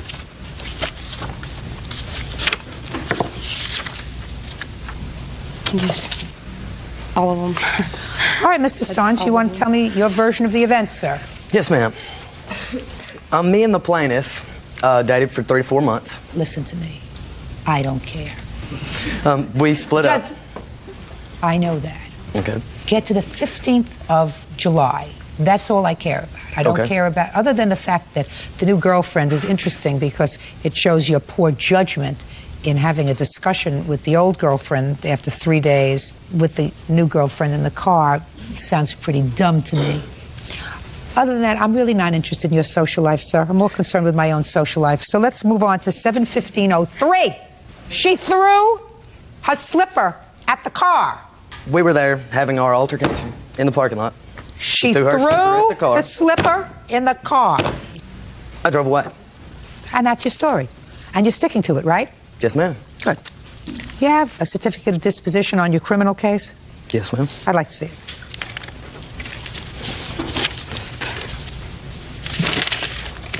It's got to be one of these.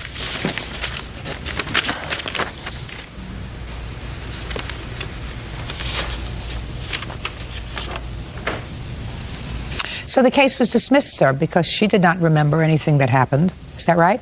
Yes, ma'am. She refused to testify. No, it doesn't say she refused to testify. It said, according to your lawyer, who files this affidavit with me, he said he went out to speak to her, and she said she didn't remember anything that evening and didn't remember being hit. Yeah. However, the police department did, in fact, interview a multitude of witnesses, according to the police report that I have here. And the multitude of witnesses, sir, say that you backed your car into her. You know that. Yes, ma'am. Well, you think that all those people were lying to the police? They must have been. I don't know, because there goes that car. That didn't car go that to just court, popped out of the sky, along with all the other aliens. Huh? They did not show up in court, so I don't know. Well, maybe the police didn't take this case seriously enough. You know, you could have killed her. Yes, ma'am. You're lucky. If you would have killed her, they wouldn't have let it drop so fast. You know that, don't you? Yes, ma'am. Good. There isn't a question in my mind, Mr. Starnes, that you hit the defendant with your car. And being that is the case, sir, you are not entitled to your counsel fees back, your aggravation back, or anything else. You hit her with your car and you left her laying in the road. So your claim is dismissed. But on her counterclaim, I am awarding her $1,500 for her medical bills. Thank you. Parties are excused. You may step out. Really, this is over somebody not getting their way, and they wanted to show out. I had no right taking my sandals off and throwing them at his car. That's 2 court appearances I feel like I've been ripped off on, but... Brittany Robbins pretended to be my friend the whole time, and the whole time she was out to get my old man. I was out to get her boyfriend. We ended up together, and that's the way it was. Both of us have anger problems, and that's probably had something to do with it. She just couldn't keep her mouth shut, and